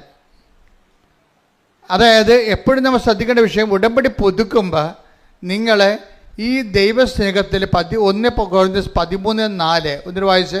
സ്നേഹം ദീർഘക്ഷമയും ദയയുമുള്ളതാണ്. ഇപ്പം 2 ക്വാളിറ്റി ഇവിടെ വരണം. ഒന്ന് പുതുക്കി കഴിയുമ്പോൾ നമ്മളുടെ പേര് പറഞ്ഞാൽ പിന്നീട് എന്താണ്? സ്നേഹം ദീർഘക്ഷമയും ദയയുമുള്ളതാണ്. അപ്പോൾ ഒരു ദയ കാണിക്കാൻ ബാധ്യസ്ഥമാണ്. ചില സമയത്ത് ദയ ആരോടായിരിക്കും കാണിക്കേണ്ടി വരണത്? നമ്മളെക്കാൾ താഴ്ന്നവരോടായിരിക്കും നമുക്ക് ദയ കാണിക്കേണ്ടി വരണത്. ദയ എന്ന് പറഞ്ഞ ഒരു അണ്ടർസ്റ്റാൻഡിങ് ആണ്. ഇപ്പോൾ കഴിഞ്ഞ ദിവസം തന്നെ എൻ്റെ പേരിനോട് ഞാൻ പറഞ്ഞായിരുന്നു, എനിക്ക് വെളുപ്പിന് എഴുന്നേറ്റ് കുർബാനയും ചൊല്ലി പോകണം, അതുകൊണ്ട് കുർബാനക്ക് ഒരുക്കണമെന്ന് പറഞ്ഞായിരുന്നു. അപ്പോൾ ഞാൻ രാവിലെ കുർബാന ചെല്ലാൻ വന്നപ്പോൾ കുർബാനക്ക് ഒരുക്കിയിട്ടില്ല. പക്ഷെ ഞാൻ അദ്ദേഹത്തോട് വളരെ സൗമ്യവും സ്നേഹമായിട്ട് പ്രാർത്ഥിച്ചു, പെരുമാറി. എനിക്ക് വേണമെങ്കിൽ അയാളെ സസ്പെൻഡ് ചെയ്യാം. എന്താ കാര്യം? ഡയറക്റ്റ് പറഞ്ഞിട്ട് കേൾക്കാത്ത ആളെ പിന്നെ ആര് പറഞ്ഞിട്ട് കേൾക്കാനാ? അപ്പോൾ ഞാൻ എന്താ മനസ്സിലാക്കിയത്? ഞാൻ ദയ കാണിച്ചു. എന്താ കാര്യം? അദ്ദേഹം ചിലപ്പോൾ വർക്കിൻ്റെ ടൈറ്റ് കൊണ്ട് ചിലപ്പോൾ മറന്നുപോയ മനഃപൂർവ്വം അല്ലെന്ന് ഞാൻ ധരിച്ചു. ഇതിനാണ് ദയ എന്ന് പറയുന്നത്. അപ്പം നമ്മൾ ഓരോ വ്യക്തികളും ഓരോ സംസാരം നടക്കുമ്പോൾ ഈ വിഷയത്തിൽ ക്വാളിറ്റേറ്റീവിലായിട്ട് നിങ്ങൾ ഗ്രോത്ത് ചെയ്തോ? ഒന്ന് പുതുക്കുമ്പോൾ നോക്കണം. ഞാൻ ഇത്രയും അടുത്തത് വായിച്ച് 13:5 വായിച്ച്. 1 Corinthians 13:5. സ്നേഹം അനുചിതമായി പെരുമാറുന്നില്ല, സ്വാർത്ഥം അന്വേഷിക്കുന്നില്ല. അപ്പൊ ഇത് കറക്റ്റായിട്ട് ചെയ്യണം. ഈ സ്നേഹത്തിന്റെ സ്ഥലത്തെല്ലാം നിങ്ങളുടെ പേര് എഴുതി വായിക്കണം. നിങ്ങളുടെ പേരെന്താണെന്ന് വെച്ചാൽ അതനുസരിച്ചുണ്ട്. അപ്പം നിങ്ങൾ ഇതിൻ്റെ അകത്ത് കുറേ നോൺ ക്രിസ്ത്യൻസ് ഉണ്ട്. അപ്പോൾ പറയും, ഇതൊക്കെ വായിക്കാൻ ഞങ്ങളാരും ക്രിസ്ത്യൻസ് അല്ല. എന്നാൽ പിന്നെ ഈ പരിപാടിക്ക് നിങ്ങൾ ഇറങ്ങരുത്. ദൈവത്തിനെ പറ്റിച്ച് വയറ്റിപ്പിഴപ്പിന് ഉള്ള വക ഒപ്പിച്ചെടുക്കാനാണ് നിങ്ങൾ ഉടമ്പടി എടുക്കാൻ പറ്റുന്നത്. അങ്ങനെയല്ല. നിങ്ങൾ ഉടമ്പടി എടുക്കുന്നുണ്ടെങ്കിൽ ഇവിടെ ആരുടെ ഇത് ഓപ്ഷണലാണ്. It is only four Christians ഉടമ്പടി എന്ന് പറയണത്. പിന്നെ വേറെ ആരെങ്കിലും ഉടമ്പടി എടുത്തിട്ടുണ്ടെങ്കിൽ അവർ ആ ഉടമ്പടിയുടെ ടേംസ് ആൻഡ് കണ്ടീഷൻസ് വെരിഫൈ ചെയ്യാൻ ബാധ്യസ്ഥരാണ്. അല്ലെങ്കിൽ എടുക്കരുത് അവരെ. ഇതിനകത്ത് പറഞ്ഞിരിക്കുന്ന വിഷയം എന്താണ്? സ്നേഹം അനുചിതമായി പെരുമാറുന്നില്ല. അപ്പം നിങ്ങൾ അക്രൈസ്തവനാണെന്ന് വിചാരിച്ചോ? നിങ്ങളൊരു കക്ഷിയുമായിട്ട് മിണ്ടാതിരിക്കുകയാണ്, സംസാരിക്കാണ്ടിരിക്കുകയാണ്. ഞാൻ കഴിഞ്ഞ ആഴ്ച പറഞ്ഞ പോലെ തന്നെ സംഭവിച്ചെന്ന് വിചാരിച്ചോ? എന്താ സംഭവിച്ചിരിക്കുന്നത്? നിങ്ങളുടെ അവകാശ ഓഹരിയും ഇപ്പോൾ നിങ്ങളുടെ കുഞ്ഞുങ്ങളെ ഇപ്പോൾ നിങ്ങളുടെ അകലെ വിട്ട് പഠിപ്പിക്കാൻ പോവുകയാണ്. അതിന് പൈസ വേണം. നിങ്ങൾ അങ്ങയോട് പറഞ്ഞ് എനിക്കൊന്നും തന്നിട്ടില്ലല്ലോ, എനിക്ക് തരാനുള്ളത് തരണം, എൻ്റെ കുഞ്ഞിനെ പഠിപ്പിക്കണം എന്ന് പറയുമ്പോൾ അവിടെ കെട്ടിവന്ന നാത്തും പറയും പിന്നെ അവളെ കുഞ്ഞിനെ പഠിപ്പിക്കുക. അപ്പോൾ നമ്മുടെ കുഞ്ഞിനെ പഠിപ്പിക്കണ്ടേ? മനുഷ്യ താനങ്ങാൻ കൊടുക്കുന്നുണ്ടോ? അതല്ല കൈയും കാലും പെട്ടൊന്നും അവൾ. അപ്പോൾ നമുക്കറിയാം നാത്തൂനാണ് പാര വെച്ചത്. നമുക്ക് മനസ്സിലായി. പക്ഷേ ഈ നാത്തൂനെ കാണുമ്പോൾ നീ ഉടമ്പടി എടുത്ത നീ എന്ത് മോന്ത വെക്കും? അതാണ് വിഷയം. നീ മിണ്ടത്തില്ല. കാര്യം എന്താണ്? എൻ്റെ കുഞ്ഞിനെ പഠിപ്പിക്കപ്പെടാതിരിക്കണം, എൻ്റെ ഓഹരി കിട്ടാതിരിക്കാൻ വേണ്ടി ഇവളല്ലേ വട്ടം ചവിട്ടിയത്. പക്ഷേ ഒരു പ്രശ്നം, നീ ഉടമ്പടി എടുത്ത വ്യക്തിയാണെങ്കിൽ നിന്നെ ഭരിക്കേണ്ടത് ആരാണ്? ക്രിസ്തുവാണ് ഭരിക്കേണ്ടത്. അല്ലാതെ നിൻ്റെ കുടുംബത്തിലുണ്ടാകുന്ന പാരമ്പര്യമായിട്ടുള്ള മൗലിക വികാരങ്ങളല്ല ഭരിക്കേണ്ടത്. അത് പ്രാർത്ഥിക്കുക. കർത്താവായ ദൈവമേ, എൻ്റെ ജീവിതത്തിന്റെ വ്യത്യസ്തങ്ങളായ മണ്ഡലങ്ങളിലെ നിന്നോട് ചെയ്ത ഉടമ്പടി പാലിക്കാൻ സുവിശേഷ വിഹിതമായി മുന്തിയ ദൈവസ്നേഹത്തോടെ പെരുമാറുവാൻ അങ്ങനെ ആത്മീയമായി വളരുവാൻ എന്നെ സഹായിക്കണമേ. Hallelujah, hallelujah, hallelujah, hallelujah. മഹത്വം, മഹത്വം, ആരാധന, ഹല്ലേലൂയ, ഹല്ലേലൂയ. പരമദിവ്യകാരുണ്യത്തിന് ആരാധനയും സ്തുതിയും പുകഴ്ചയും ഉണ്ടായിരിക്കട്ടെ. നിങ്ങൾ ടി വിയിലൊക്കെ ഇരുന്ന് കാണുകയും തർക്കിക്കുകയൊക്കെ ചെയ്യുന്ന ആൾക്കാരില്ലേ? അവർ ഉന്നയിക്കുന്ന വിഷയങ്ങളുണ്ട്. അവർ പല ക്രിസ്ത്യാനികളെന്ന പേരിൽ അവർ പല ആശയങ്ങളെ ഉന്നയിക്കണേ കാണാം. അതൊന്നും പലപ്പോഴും ക്രിസ്ത്യനായിരിക്കണം നിർബന്ധമില്ല. ഞാനിതുകൊണ്ടാണ് പല കാര്യങ്ങൾക്കും അഭിപ്രായങ്ങൾ പറയാത്തത്. എനിക്ക് വേണമെങ്കിൽ അഭിപ്രായം പറയാം. കേരളത്തിൽ നടക്കുന്ന പല കാര്യങ്ങൾക്കും അഭിപ്രായം പറയാത്തത് എന്തുകൊണ്ടാണ്? പലപ്പോഴും അഭിപ്രായം പറയുമ്പോൾ അത് പരിശുദ്ധാത്മാവിന് നിരക്കുന്നതാണോ അല്ലയോ എന്ന് പറയാൻ ഞാൻ ബാധ്യസ്ഥനാണ്. കാര്യം എന്താണ്? പരിശുദ്ധാത്മാവിലൂടെയാണ് ശുശ്രൂഷ നയിക്കപ്പെടുന്ന. കാരണം പരിശുദ്ധാത്മ നിറക്കാത്ത നിലപാടുകൾ എടുത്തു കഴിഞ്ഞാൽ പരിശുദ്ധാത്മാവിൻ്റെ പ്രവർത്തനങ്ങൾ നിലക്കും, നിർവീര്യമായി പോകും. ഉടമ്പടിക്കാരും ഇത് ശ്രദ്ധിക്കേണ്ടതുണ്ട്. കാര്യം നമ്മളെ ദൈവം രക്ഷിച്ചില്ലെങ്കിൽ പിന്നെ വേറെ ആരും രക്ഷിച്ചില്ലെങ്കിൽ വലിയ കഥയൊന്നുമില്ല. അതെപ്പോഴും ഓർക്കണം. ദൈവം രക്ഷിക്കണം. കാര്യം നമ്മൾ വെടിപ്പും മെനയുമായിട്ട് ദൈവത്തിൻ്റെ വചനങ്ങൾ നിറവേറ്റിക്കൊണ്ട് ഉടമ്പടിയിൽ അങ്ങ് ജീവിക്കുക. എനിക്കറിയാമല്ലോ, ഉടമ്പടിയിൽ കഴിഞ്ഞ ദിവസങ്ങളിൽ ഞാനൊരു വചനം വായിച്ച്, അതായത് 14:9 തോബീസ് എന്ന് പറയുന്ന അപ്പനാ.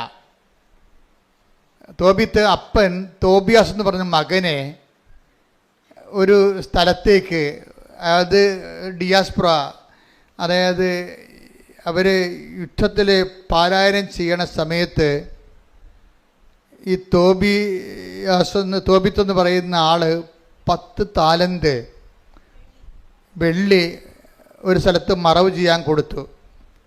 തിരിച്ചു വരുമ്പോൾ വാങ്ങിക്കാമെന്ന്.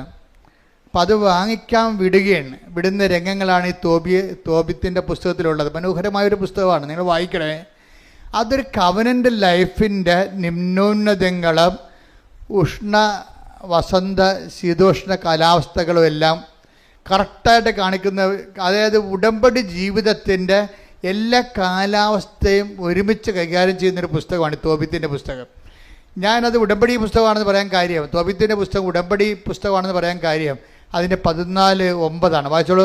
നിനക്ക് ശുഭം ഭവിക്കാൻ, എന്നിട്ട് പറഞ്ഞ നിനക്ക് ശുഭം ഭവിക്കാൻ നിയമവും പ്രമാണങ്ങളും പാലിക്കുകയും നീതിയോടും കരുണയോടും കൂടെ വർത്തിക്കുകയും ചെയ്യുക. അപ്പൊ പെരുമാറ്റം ഒരു പ്രധാനപ്പെട്ട ഘടകമാണ് അതിൻ്റെ അകത്ത്. ഈ ഡ്രൈ കവനന്റ് എന്ന് പറഞ്ഞ കാര്യം നിങ്ങളിങ്ങനെ പത്രം കൊടുത്ത് കുറേ രോഗികളെയും പോയി കണ്ടേച്ചും ഇപ്പം പെരുമാറ്റത്തിൽ അത് വന്നില്ല എന്നുണ്ടെങ്കിൽ ഇത് ഡ്രൈ കവനൻ്റായി പോകും. പെരുമാറ്റത്തിൽ അത് വരണമെന്നുണ്ടെങ്കിൽ എന്താണ് നിങ്ങൾ നയിക്കേണ്ടത്? ദൈവസ്നേഹമായിരിക്കണം. സ്നേഹമാണ് വായിച്ചോളൂ, അതാണ് സ്നേഹമാണ് ഈ കരുണയുടെ അടിസ്ഥാനം എന്ന് പറയുന്നത്. നമ്മൾ ദൈവസ്നേഹം വളരുമ്പോഴാണ് ശരിക്കും പറഞ്ഞാൽ സ്നേഹത്തിൻ്റെ ഫലങ്ങളായിട്ടാണ് കരുണ. ശരിക്കും നമ്മൾ കരുണയെ അങ്ങനെ നേരിട്ട് കരുണയെ നമ്മൾ അഡ്രസ്സ് ചെയ്തിട്ട് കഥയില്ല. കാര്യം അത് ഇപ്പോൾ ഒരു പേരമരത്തിൽ ഒരു കായ ഉണ്ടാകുമ്പോൾ അതുപോലെ തന്നെ ഒരു ഫലമാണ് കരുണയെന്ന് പറയണത്. കരുണ ഒരു ഫലമാണ്. അതുപോലെ തന്നെ, പക്ഷേ എന്തിലാണ് ഉണ്ടായിരിക്കണത്? അത് സ്നേഹത്തിലാണ് ഇത് ഉണ്ടാകണത്. അപ്പം നമ്മൾ എന്തിനാണ് പ്രാധാന്യം കൊടുക്കേണ്ടത്? ദൈവസ്നേഹത്തിനാണ് പ്രാധാന്യം കൊടുക്കേണ്ടത്. അപ്പം നിങ്ങൾ ചെയ്യുന്ന രോഗികളെ നിങ്ങൾ പോയി കാണുന്നു. അപ്പം നിങ്ങൾ ആ രോഗികളെ കാണുമ്പോഴേ വേറെ ഒരു കാര്യവും നിങ്ങളെ സ്വാധീനിക്കരുത്. അയാൾ ബന്ധുവാണ്, അയാൾ സുഖപ്പെട്ട് കഴിഞ്ഞാൽ ആ നമ്മുടെ ഒരു നന്ദി നമ്മളോട് കാണിക്കും. അതുകൊണ്ടാണ് ഞാൻ പറഞ്ഞത് ബന്ധുക്കളൊക്കെ പോയി കാണരുതെന്ന് പറഞ്ഞതിൻ്റെ കാരണം അതാണ്. നിങ്ങൾക്ക് പ്രൈവറ്റ് അജണ്ടകളുണ്ട് നിങ്ങളുടെ പല പ്രവർത്തനങ്ങളിൽ. അത് ഡ്രൈ കവനൻ്റെ ഭാഗമാണ്. അതായത് നമ്മളെ സഹായിക്കുന്നവർ നമ്മളെ ഈ ജന്മത്തിൽ നമ്മളവരെ കാണുന്നില്ലെന്ന് തന്നെ വിചാരിക്കണം. കാര്യം എന്താണ്? അവരല്ല നമ്മളുടെ റെഫറൻസ് പോയിൻ്റ്. ആരാണ്? ദൈവസ്നേഹമാണ്, ദൈവമാണ് എൻ്റെ വിഷയം.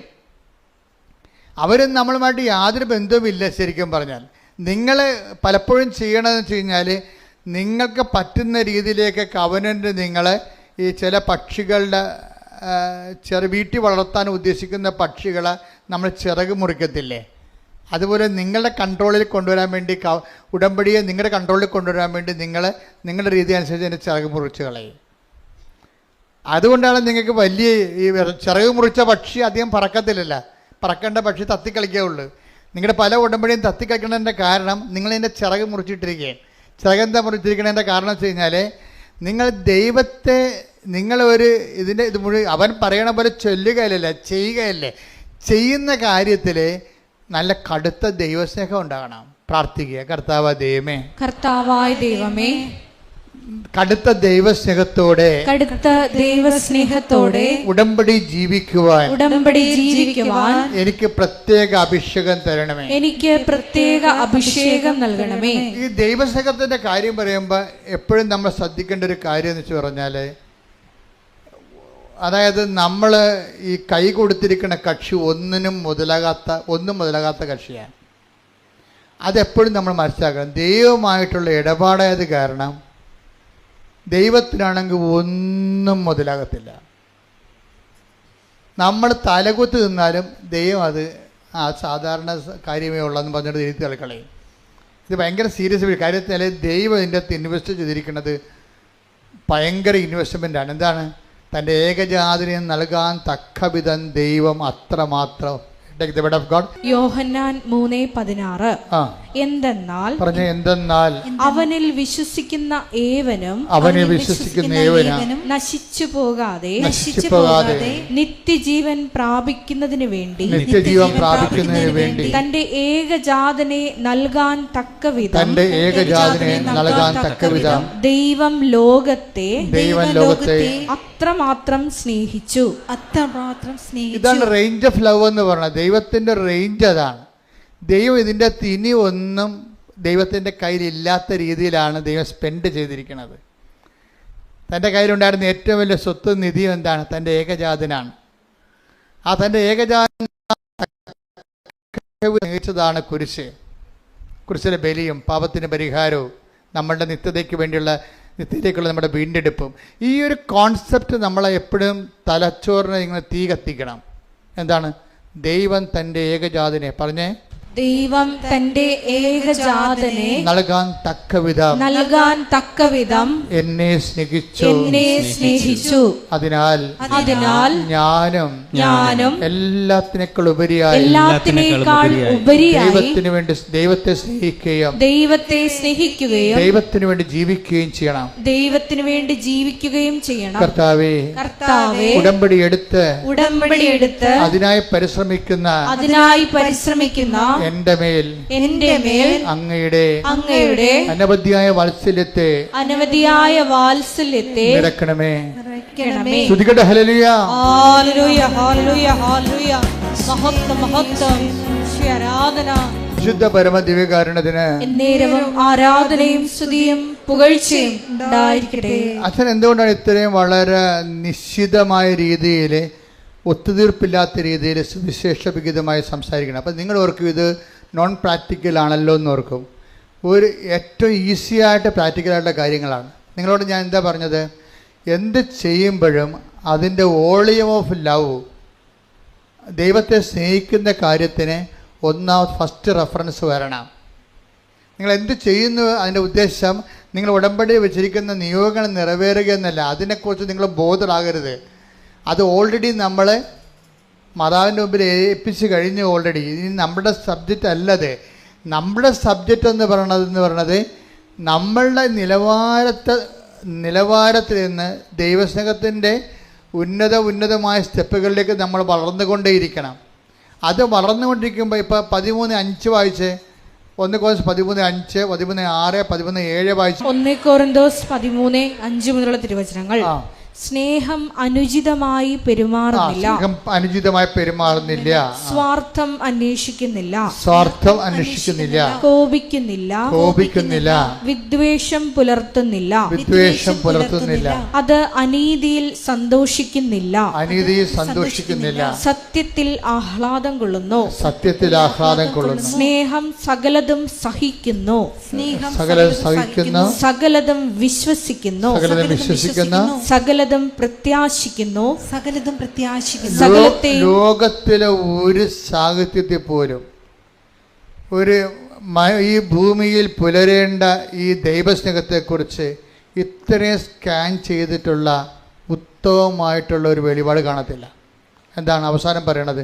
സ്നേഹം സകലത്തെയും അതിജീവിക്കുന്നുവെന്നാണ്. അപ്പം എനിക്ക് തോന്നുന്നത് നിങ്ങൾ എപ്പോഴും നമ്മൾ ശ്രദ്ധിക്കേണ്ടത്, നമ്മൾക്ക് പല കാര്യങ്ങളെ അതിജീവിക്കാൻ കഴിയുമ്പോൾ നിങ്ങൾ തിരിച്ചറിയണം നിങ്ങൾ ആ ലവ് ലെവലിലായെന്നറിയണം.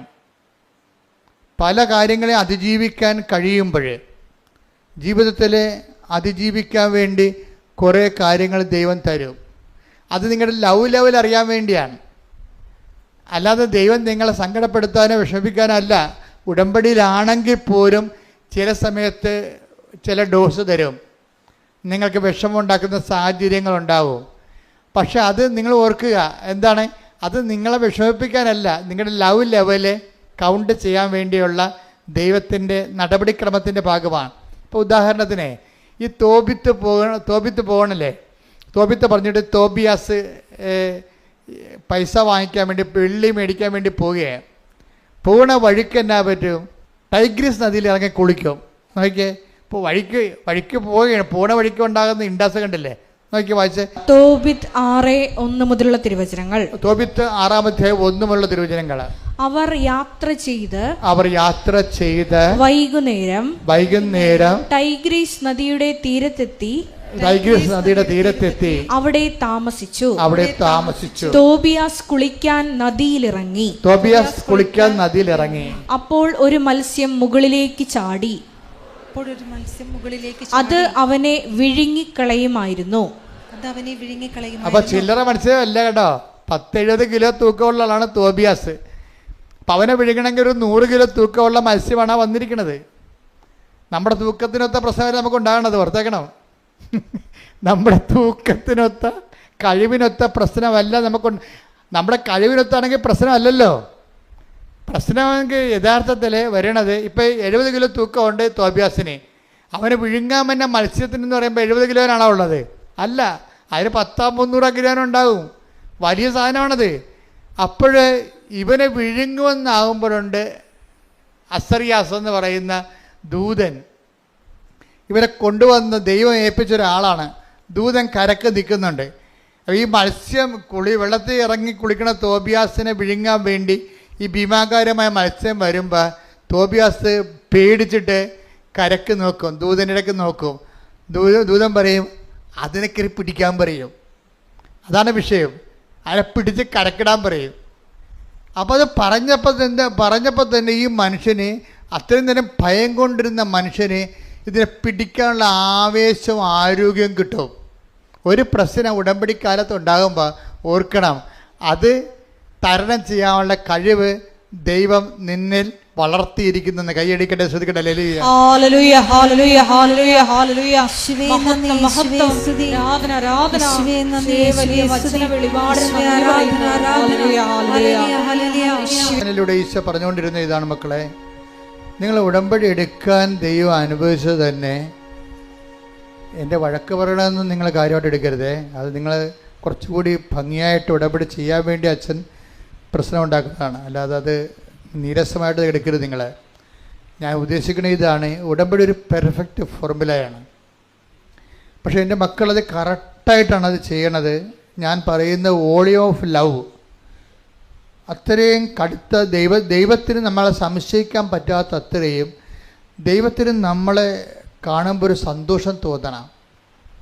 അത്രയും ദൈവസ്നേഹത്തോടെയാണ് എൻ്റെ മക്കളെ ചെയ്യണമെന്നുണ്ടെങ്കിൽ, ഇപ്പം തന്നെ ഈ മത്സ്യത്തിൻ്റെ കാര്യം കണ്ട, ഇത് അപ്രതീക്ഷിതമായി വന്നതാണ്. 70 കിലോ തൂക്കമുള്ള തോബിയാസിനെ പിടിക്കാൻ 100 കിലോ തൂക്കമുള്ള മത്സ്യം വായും പൊളിച്ച് നിൽക്കുകയാണ്.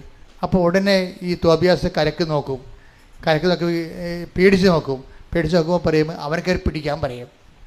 ഉടനെ ഈ വലിയ മത്സ്യത്തെ പിടിക്കാനുള്ള ശക്തി ഈ തോബിയാസിന് കിട്ടും. അതിൻ്റെ അർത്ഥം വെച്ചാൽ, ഉടമ്പടി കാലത്ത് നിനക്കൊരു പ്രശ്നം ഉണ്ടായാൽ അതിൻ്റെ അർത്ഥം ആ പ്രശ്നത്തെ തരണം ചെയ്യാനുള്ള ശക്തി കർത്താവ് നിനക്ക് തന്നുവെന്ന് നിന്നെ ബോധ്യപ്പെടുത്താനാണ്. കൈയടിക്കട്ടെ, ശ്രദ്ധിക്കട്ടെ.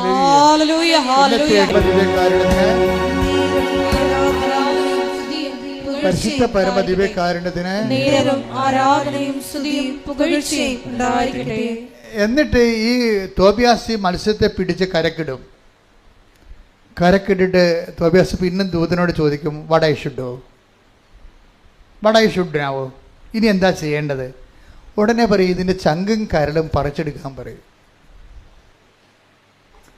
ആ പ്രശ്നത്തിൻ്റെ ചങ്കും കരളും ഇയാൾ പറിച്ചെടുത്തിട്ട് രണ്ടുപേരും കൂടി അതിനെ ചുട്ടു തിന്നും. എങ്ങനെയാണ് ഇതിനെ അതിജീവിക്കണം നോക്കണം. എല്ലാ ഉടമ്പടി കാലങ്ങളുണ്ടാകുന്ന പ്രശ്നങ്ങൾ പോലും ദൈവം നിന്നെ വീണ്ടെടുക്കാൻ പോകുന്നതിൻ്റെ ഓരോ അടയാളങ്ങളും അതിൻ്റെ വഴികളുമാണ് വരണത്. അപ്പം നിങ്ങൾ പതറുകയല്ല ചെയ്യേണ്ടത്. നിങ്ങളെ പ്രേക്ഷിത പ്രവർത്തനത്തിൽ തോബിയാസിൻ്റെ സ്വഭാവം കണ്ടില്ലേ? ഓരോ വിഷയങ്ങൾ സംഭവിക്കുമ്പോൾ അവർ ഫോൺ വിളിച്ച് നാട്ടുകാരെയും വീട്ടുകാരെയും ബന്ധുക്കളെയും പാർട്ടിക്കാരെയും അല്ല വിളിക്കുന്നത്, ദൂതനെയാണ് നോക്കണത്. മത്സ്യം വന്നപ്പോൾ ദൂതനെ നോക്കി, മത്സ്യത്തെ പിടിച്ച് കരം കിട്ടപ്പോഴും ദൂതനോട് ചോദിച്ചു, ഇനി എന്താ ചെയ്യേണ്ടത്? അപ്പോൾ ദൂതൻ പറഞ്ഞു, അതിൻ്റെ ചങ്കം കരലും പറിക്കണം, അത് സൂക്ഷിച്ച് വെക്കണം, അതുകൊണ്ട് നമുക്ക് പണിയുണ്ട്. അപ്പോൾ ഓരോ വിഷയത്തെക്കുറിച്ചും ആ വിഷയത്തിൽ പങ്കെടുക്കുന്ന വ്യക്തികളെക്കുറിച്ചും ഒക്കെ നാളെ കാലങ്ങളിൽ ദൈവം നിനക്ക് ഗുണം ചെയ്യും. ഒരു പക്ഷേ ഇന്ന് നിന്നെ എതിർക്കുന്ന വ്യക്തികളാകാം. ഒരിക്കലേ ഞാനേ ഈ ചവിട്ടുനാടക വിജ്ഞാനകോശം എഴുതി. അത് ഞാൻ എൻ്റെ 89 കർത്താവ് ഈ ആധ്യാത്മിക ശുശ്രൂഷ തന്നപ്പോൾ അതിന് കൂടെ തന്നതാണ് സഭയുടെ മിഷണറി കലകളെ പുനരുജ്ജീവിപ്പിക്കുക. മിഷണറി കലകളാണ് ചവിട്ടുനാടകം, പുത്തമ്പാന, അമ്മാനം, ദേവാസ്, പിച്ചപ്പാട്ട്, അണ്ണായിപ്പാട്ട്, അങ്ങനെ കുറേ ഉണ്ട്. 9 കലകളുണ്ട്. അതെല്ലാം മൺമറഞ്ഞ് പോയിക്കൊണ്ടിരിക്കുകയാണ്. അതിനെ പുനരുജ്ജീവിപ്പിക്കാൻ പറഞ്ഞു. ഞാൻ പിന്നെ എനിക്ക് സമയം കിട്ടുമ്പോൾ ആധ്യാത്മിക ശുശ്രൂഷ കഴിഞ്ഞാൽ പിന്നെ ഞാൻ അതിൻ്റെ ഗവേഷണങ്ങൾ, അവതരണങ്ങൾ, അതുപോലെ തന്നെ കളരികൾ സ്വരൂപിക്കുക, അവരെ പഠിപ്പിക്കാനുള്ള സംവിധാനം ഉണ്ടാക്കുക. അപ്പോൾ അത് നല്ല ശരിക്കും അമ്മ ഓരോരോ കാലങ്ങളിലും ഹെൽപ്പ് ചെയ്യും. അവസാനം എനിക്ക് കേന്ദ്ര ഗവൺമെൻറ് ഞാൻ പ്രോജക്റ്റ് അയച്ചപ്പോൾ അവരത് അക്സെപ്റ്റ് ചെയ്തിട്ട് കേരളത്തിൽ 2 പേർക്ക് മാത്രം കൊടുക്കുക. സീനിയർ ഫെലോഷിപ്പ് തന്ന സെൻട്രൽ ഗവൺമെൻറ്. അത് അന്നത്തെ കാലത്ത് അതെനിക്ക് കിട്ടിയിരിക്കുന്നത് 2008 മറ്റെയാണ്. 2008 എനിക്ക് 3 ലക്ഷം രൂപയാണ് തന്നത് സെൻട്രൽ ഗവൺമെൻറ്. ഞാൻ ചെയ്ത വർക്ക് എന്തിനാണ്? ചവിട്ടുനാടക വിജ്ഞാനകോശം. അത് ആ വർക്ക് തീർന്ന എപ്പോഴാണ്? 5 കൊല്ലം കഴിഞ്ഞപ്പോൾ 2013 ആ വർക്ക് തീർന്ന. ആ വർക്ക് തീർന്നപ്പോൾ ഇത് പ്രസിദ്ധീകരിക്കണ്ടേ? ഇത് പ്രസിദ്ധീകരിക്കാൻ വേണ്ടി ഇതിന് എന്തുമാത്രം ഇത് ആദ്യമേ, അതായത് നിങ്ങൾ ഒരു സ്ഥലത്ത് നിങ്ങൾ പറയുമല്ലോ, ഞാൻ അവിടെ കൊണ്ട് ബിസാക്ക് കൊടുത്തു, അപ്പോൾ ഏജൻസിക്ക് ഞാൻ 1 ലക്ഷം രൂപ കൊടുത്തു, പിന്നെ 6 മാസം കഴിഞ്ഞപ്പോൾ അത് മനസ്സിലായി ഏജൻസി ഫേക്കാണെന്ന് കണ്ടു. അത് ഉടനെ ഞാൻ കാശ് തിരിച്ചു ചോദിച്ചു. അവർ കുറച്ച് കാശ് തന്ന് പിന്നെ അവർ വിളിച്ചിട്ട് എടുക്കണില്ല. ഇങ്ങനെ നിങ്ങളുടെ കഥ ഇല്ലേ, ആ കഥ പോലെ തന്നെ ഇതുപോലെ ഓരോ സംഭവങ്ങളും നമ്മുടെ ജീവിതം നടത്തുമ്പോൾ ദൈവം ഉദ്ദേശിക്കുന്നത് ഈ മത്സ്യത്തെ കൊല്ലാനുള്ള ബലം നീ പ്രാപിക്കാൻ വേണ്ടി പ്രാർത്ഥിക്കാൻ വേണ്ടി സ്കീംസ് തരികയാണ്. അതെപ്പോഴും ഓർത്തേനെ, പ്രാർത്ഥിക്കാനുള്ള സ്കീംസാണിത്. എല്ലാ കാര്യവും വിജയിക്കരുത്. എല്ലാ കാര്യവും വിജയിച്ചാൽ ദൈവത്തിൻ്റെ പദ്ധതി വിജയിക്കത്തില്ല. എല്ലാ കാര്യവും വിജയിച്ചാൽ നിൻ്റെ പദ്ധതി വിജയിക്കും. പക്ഷെ ദൈവത്തിൻ്റെ പദ്ധതി അതല്ല, നിന്നെ ബലമാക്കുകയാണ്. നിന്നെ എന്താണ് അവസാനം ഫിലിപ്പിയർ 4:13 എന്ന് പറഞ്ഞ എന്താണ്? എന്നെ ശക്തനാക്കുന്നതിലൂടെ എന്ന് പറഞ്ഞ് ഫിലിപ്പിയർ 4:13 എന്നെ ശക്തനാക്കുന്നവനിലൂടെ പറഞ്ഞ് ശക്തനാക്കുന്നവനിലൂടെ എല്ലാം ചെയ്യാൻ എനിക്ക് സാധിക്കും. അപ്പോൾ ദൈവത്തിൻ്റെ ഉദ്ദേശം കുറച്ച് കാര്യം നമ്മൾ ചെയ്യുന്നുള്ളതല്ല. ഇപ്പം നമ്മൾ പാർട്ടിയെ ആശ്രയിച്ച് കഴിഞ്ഞാൽ ആ കുറച്ച് കാര്യങ്ങൾ നടക്കും അല്ലേ? അത് കുറച്ച് 5 കൊല്ലം കഴിയുമ്പോൾ അവിടെ ഭരണം മാറുകയും ചെയ്യും. അപ്പോൾ ഈ ലോകത്തിൻ്റെ ആൾക്കാർ ഇപ്പോൾ പൊന്ന്, പണം, അതുപോലെ തന്നെ ഓരോ സംഭവങ്ങളൊക്കെ നമ്മൾ ആശ്രയം വെക്കുമ്പോൾ എല്ലാം നമുക്ക് കിട്ടത്തില്ല. അതെപ്പോഴും അതുകൊണ്ട് ബൈബിൾ എപ്പോഴും കറക്റ്റ് സ്പോട്ടിൽ നമ്മൾ നയിക്കത്തുള്ളൂ. എന്താണ് ഫിലിപ്പിയർ 4:13 എന്താ പറയണത്? എന്നെ ശക്തനാക്കുന്നതിലൂടെ എനിക്കെല്ലാം ചെയ്യാൻ പറഞ്ഞോളൂ, വായിച്ചോളൂ, സാധിക്കും. അതായത് ദൈവത്തിൽ ആശ്രയം വെച്ചാൽ മാത്രമേ നമുക്ക് എല്ലാം ചെയ്യാൻ പറ്റത്തുള്ളൂ, ഇല്ലേ? അല്ലെങ്കിൽ നമ്മൾ ഒരു പിന്നി മേടിക്കാൻ ഒരു കടയിൽ പോയി, അവിടെ പിണ്ണാക്കില്ല, പിണ്ണാക്ക് മേടിക്കാൻ പാലം കയറി അപ്പുറത്തെ കടയിൽ പോയി, ഇങ്ങനെ പലയിടത്ത് നടക്കേണ്ടി വരും. അപ്പോൾ സൂപ്പർ മാർക്കറ്റിൽ കയറുകയാണെങ്കിൽ എല്ലാ സാധനവും അവിടെ ഉണ്ട്. ഇതുപോലെ നമ്മളെ ശക്തീകരിക്കുക എന്ന് പറയുന്ന പോലെ ദൈവത്തിൽ ആശ്രയിക്കുമ്പോൾ നമ്മുടെ ജീവിതത്തിൻ്റെ എല്ലാ മേഖലകളിലുമാണ് ദൈവത്തിൽ ആശ്രയിക്കേണ്ടതെന്നാണ് അർത്ഥം. അല്ലാതെ നിങ്ങൾക്ക് പറ്റുന്ന അബദ്ധം, ചില കാര്യങ്ങൾക്ക് ദൈവത്തിൽ ആശ്രയിക്കും, ചില കാര്യങ്ങൾക്ക് നിങ്ങളുടെ ആങ്ങളെ വിളിച്ച് പറയും, അവിടെ സംഭവം തെണ്ടും. അതാണ് പ്രശ്നം. ആങ്ങളൊക്കെ കുറച്ച് ഗുണ്ടാപ്പണിയൊക്കെ ഉള്ളതാണ്, കുറച്ച് കഞ്ചാവ് ബിസിനസ്സൊക്കെ ഉള്ളതാണ്. അമ്മായിയമ്മയോടെ പോരുന്ന ചില അമ്മായിയമ്മമാരുടെ മേൽമക്കൾ പറഞ്ഞിട്ടില്ലേ, എൻ്റെ ആങ്ങളൊക്കെ നിങ്ങളെ കൊട്ടേഷൻ കൊടുക്കുമെന്ന് പറഞ്ഞിട്ടില്ലേ? ഒരു ദിവസം പത്രത്തെ വന്നാണ്, അമ്മായിയമ്മ മരുമകൾക്ക് അടുക്കള പോര്. അപ്പം ജയിക്കാൻ വേണ്ടി അമ്മായിയമ്മ ഒതുക്കാൻ വേണ്ടി പറഞ്ഞാണ്, എൻ്റെ ആങ്ങള ആരാണെന്ന് അറിയാമല്ല, കൊട്ടേഷനാണ്, നിങ്ങളെ ഞാൻ കൊട്ടേഷൻ കൊടുക്കുമെന്ന് പറയും. ആരും നിങ്ങളുടെ മകനെ കൊടുക്കുമെന്ന് പറയും. അനിയനുണ്ടേ ഭർത്താവിന്, അവൾക്ക് അവൾ കൊടുക്കാൻ വേണ്ടിയല്ല, ജയിക്കാൻ വേണ്ടി പറഞ്ഞാൽ. പക്ഷേ അധ്യായം ജയിക്കാൻ വേണ്ടി പോലും അങ്ങനെ ലോകത്തിൻ്റെ ശക്തികളെ നിങ്ങളുടെ അവലംബം വെക്കരുത്. എപ്പോഴും നമ്മൾ ശ്രദ്ധിക്കണം. ഉടമ്പടി എടുക്കുമ്പോൾ, ഉടമ്പടി എന്ന് പറഞ്ഞാൽ ഒരു എന്തെങ്കിലും കൊണ്ടുവന്ന് ഇവിടെ കെട്ടിത്താത്തുന്ന വിഷയമല്ല, ഒരു ജീവിത രീതിയാണ്. എന്നെ ശക്തനാക്കുന്നതിലൂടെ എന്ന് വെച്ച് കഴിഞ്ഞാൽ എല്ലാം ചെയ്യാൻ വേണ്ടി നമ്മളെ ശക്തനാക്കാൻ ദൈവം മാത്രമേ ഉള്ളൂ. കൈയടിച്ച് സ്തുതിക്കട്ടെ. Hallelujah, hallelujah, hallelujah, hallelujah, hallelujah. മഹത്വം, മഹത്വം, ആരാധന, ആരാധന. പരിശുദ്ധ പരമ ദിവ്യകാരുണ്യത്തിന് ആരാധനയും സ്തുതിയും പുകഴ്ചയും ഉണ്ടായിരിക്കട്ടെ. അപ്പോൾ കാര്യം മനസ്സിലായില്ലേ? ഉടമ്പടി കാലത്ത് പ്രത്യേകിച്ച് ഉടമ്പടി ഒരു ജീവിത രീതിയാണ്. 90 ദിവസത്തേക്ക് വേണ്ടിയുള്ള എന്തെങ്കിലും ഒരു പ്രോഗ്രാമല്ല, ഒരു ഫങ്ഷനല്ല, അതൊരു ജീവിത രീതിയാണ്. അപ്പോൾ അതുകൊണ്ട് ഒരു നിലപാടുണ്ട്. ആരാണ് എന്നെ ശക്തനാക്കുന്ന? ആരാണ്? ദൈവം. അതുകൊണ്ടാണ് ഈശോ പറഞ്ഞത് ഞങ്ങളെ പ്രലോഭനത്തിൽ ഉൾപ്പെടുത്തരുത്. അപ്പോൾ എന്ന് വെച്ച് കഴിഞ്ഞാൽ ഇതുപോലെയുള്ള ഒരു കാര്യത്തിന് വേണ്ടി, ഇപ്പം നിങ്ങളുടെ മതിലൊരുത്തം പൊളിച്ചു, ഇപ്പം ഇന്നലെ ഇപ്പം ഈ സെലുവിൻ്റെ സാക്ഷ്യത്തിലുണ്ടേ, സെലുവിൻ്റെ വീട്ടിൽ എല്ലാ ദിവസവും ഓരോ പാമ്പ് മാറി മാറി കയറണം. ഒരു പാമ്പ് അണലി ഒരു ദിവസം വന്നാൽ അടുത്ത ദിവസം മുറുക്കം വരും, പിന്നെ ചേനത്തണ്ടം വരും, ശംഖുവരയും വരും. ഇങ്ങനെ ഓരോ പാമ്പ് വരികയാണ്. മൊത്തം ഇതിനെ കൈകാര്യം ചെയ്യാൻ ഇവർക്ക് പറ്റണില്ല. ഇത് കൈകാര്യം ചെയ്യാൻ വേണ്ടി വേറെ ആരെയും വിളിച്ചു വരുത്തിയ ഏക്കത്തില്ല ഈ സാധനം. കാര്യം കോംപ്രമൈസ് സ്റ്റോക്കിന് തയ്യാറല്ല ഈ മുറുക്കപ്പാമ്പൊക്കെ, ഒത്തുതീർപ്പിന് തയ്യാറല്ല. അവന്മാർ കയറി വേണമെങ്കിൽ നമ്മുടെ തലേൻ്റെ താഴെ ഇരിക്കും. അപ്പോൾ ഈ ലോകത്ത് കോംപ്രമൈസ് സ്റ്റോക്കിന് തയ്യാറല്ലാത്ത ഒത്തിരിയേറെ ജീവികളും ജീവിത വിഷയങ്ങളും ഉണ്ട്.